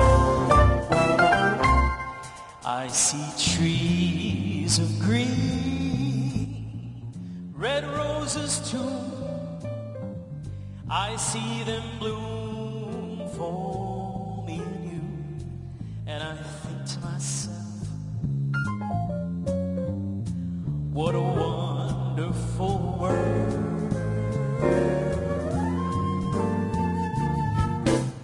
I see skies of blue, clouds of white, bright blessed day, this dark sacred night. And I think to myself,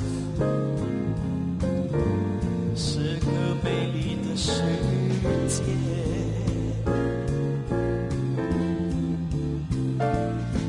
all the colors of the rainbow, so pretty in the sky, are also on the faces of the people going by.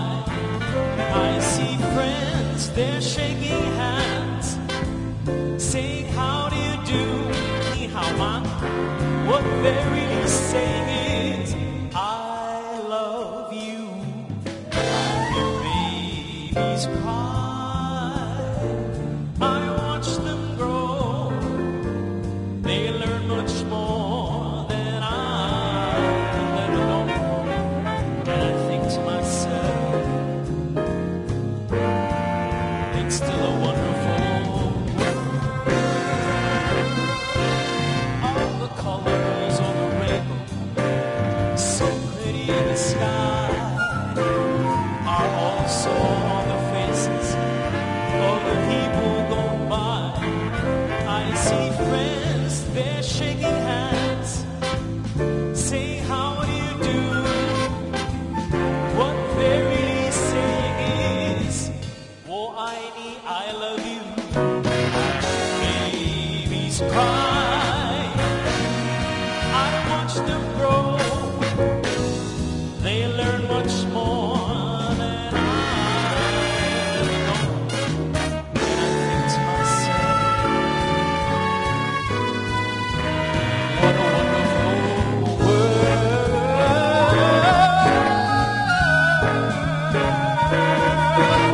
Yes, I think to myself,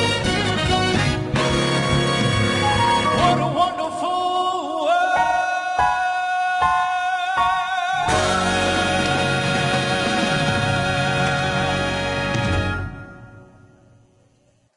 Xie. Thank you so much.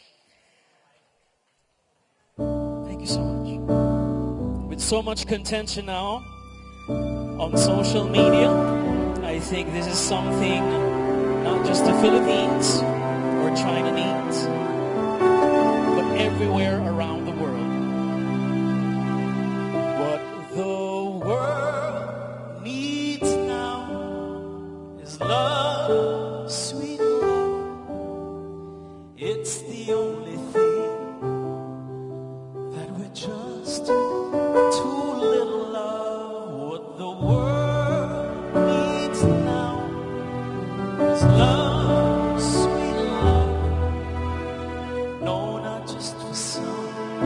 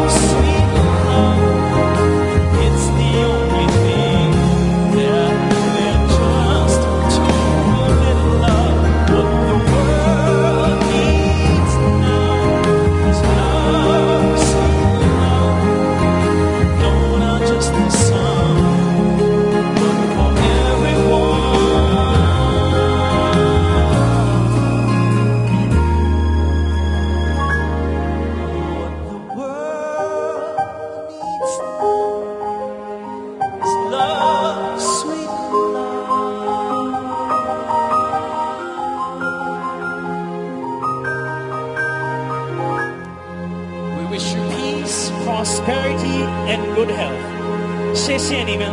Thank you very much. So much, Richard. There you have it, ladies and gentlemen. Thank you so much. We do hope you enjoyed the performances for tonight's awarding ceremony. What a day, Carlo. I just have to say that the strong and amazing friendship between the Philippines and China could not be more evident than it is today. We are hopeful that this relationship continues to flourish and prosper, and thank you so much for joining us tonight. Congratulations once again to all our awardees. Again, special thanks to our official media partners, SMNI, The Manila Times, Chinatown TV, Q Radio, and GTNR for being part of this endeavor.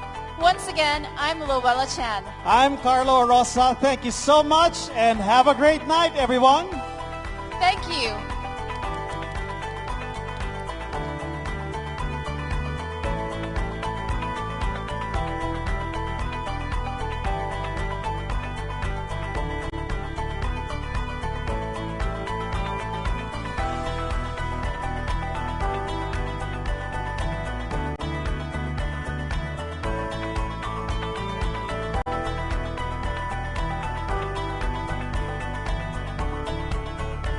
Subscribe to SMNI News Channel and turn on notification button for more news updates.